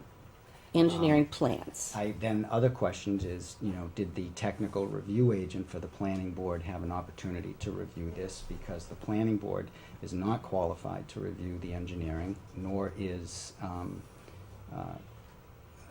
conservation. I think Okay, that's the that's- purpose of this subcommittee. Yeah, Is those are the that's- people that are gonna Okay. be on there to talk about the Okay. real logistics Okay. of And I what just, you're so talking I'm about. trying to find out if the plans are done or not done yet. There's, It okay. seems so like There's they're- a preliminary There's a set of, preliminary set of plans. I don't know what Yeah. level of So completion. that or- would answer. Exactly. That would answer. I all don't- that. I think that's- Many I- years. But I think that's what the Yes. steering committee is. I think- And I think what they're the reason they wanna know if the committee's willing to participate in the steering committee or this discussion is, what they don't wanna do is see every other department say, yeah, let's go forward, and then the school committee say, Sure. but we're not in Yeah. support. And I wanna And- support it. And so there's, you know, obviously CPC is trying to, at the end of November, complete their gathering of proposals. And then they're gonna wanna have conversations with groups. So I said, well, we're having a meeting on Thursday, let me bring it up with the committee. And all they were looking for was an email basically saying, yeah, the board's in support, you know, of a potential project, and they will participate in the steering committee. That's what they think were they're gonna hoping I need to- would That's not do. what is- your letter said. I understand, because But- what my understanding of what they wanted when I wrote the packet was that. In fact, I had this conversation with Ann and have said, we need to change that tonight, and we need to be clear that they're looking for participation on a committee. Absolutely. So, Totally. And I did Totally support send that. an email to both Carol and Ann saying that I would Barbie had said like that- to be considered for that steering committee. Okay. Actually, I think in the orange I notes I did not- explained that, It'd be perfect. that I was Is looking it for a possible committee. for two people to be on Huh? I I, it- wouldn't mind too. Yeah. that? Is it, I don't think it's a real issue. No, either but let's way. just keep going through this. So do you, so I guess we have to figure out, so what is the wish of the committee here? So I can get you the engineering plans that they have so far, Yeah. and I can ask the question about the technical review agent for the planning board, and, you And- know, And And maybe that DVD presentation, Rob. if she can get us the See DVD, that? anybody who Laura wants the can get you DVD can, presentation. I'm guessing the DVD presentation though is what artificial turfs are about, and it's more of a. no, it's exactly what they were planning what to they were do. planning for to do this one. for this. And how to engineer it? Yeah. Oh, okay. Well, Sounds okay. like they've gone quite a long way. They've There's been a lot of- invested they've- an yeah. amount of an unbelievable amount of Now, time. and Alana's money. questions, what, I'm trying to think of how I could get you what you're looking for. I think you Hers pose are- them to hers are- John Hers are Pinger. factual. Hers are just statistics and data. Yeah, I think absolutely. you pose them to. I think whoever is in charge of the GAA thing, just pose them to them. They can go to their Okay. consultants. They should be able to answer that. All right, I think I've got them. All right, I'll take care of this. And I want to be clear, I want to support it. I just, as a planner by, you know, training and sitting on the school committee and engineering and all those things are going through my head, and they're just big question marks right now, that's all. Just question marks. I just- Okay. Okay, I'll get you more information. All right. All right. We need to increase the middle school student activity account for Kiev, and this is just a matter of housekeeping so that they can accept the payments by the parents and process the checks, and pay the bills. So Chair will entertain a motion to temporarily increase the middle school student activity account maximum from $10,000 to $30,000 for the period of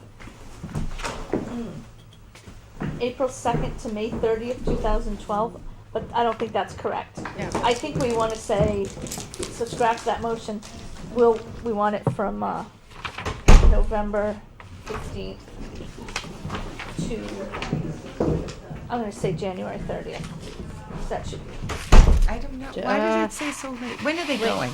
They're going in 26th. November, they're going the, Oh, well, November. you're fine, The because then sixth. we'll have paid all the bills But by is then. the sixth sixth grade grade is when is the 8th grade going? We'll have That's to right. do it, we'll do it again in May. Okay. So the chair will entertain a motion to temporarily increase the middle school student activity account maximum from 10,000 to 30,000 okay.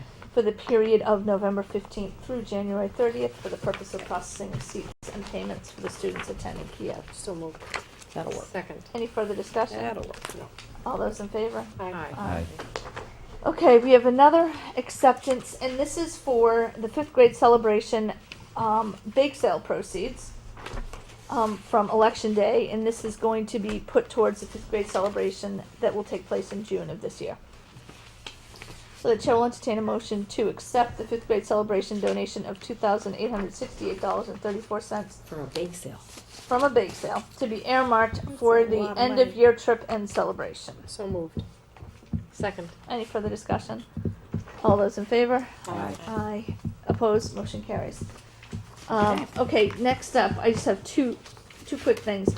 Are we okay to move the next meeting to December 6th? Does anyone have a problem with that? And are you Okay. saying to cancel December 13th and 20th? Cancel the 13th and the 20th. 13th, there's two other events going on, and the 20th, I think is too close to vacation. Yeah, I agree. Can't get anything going on.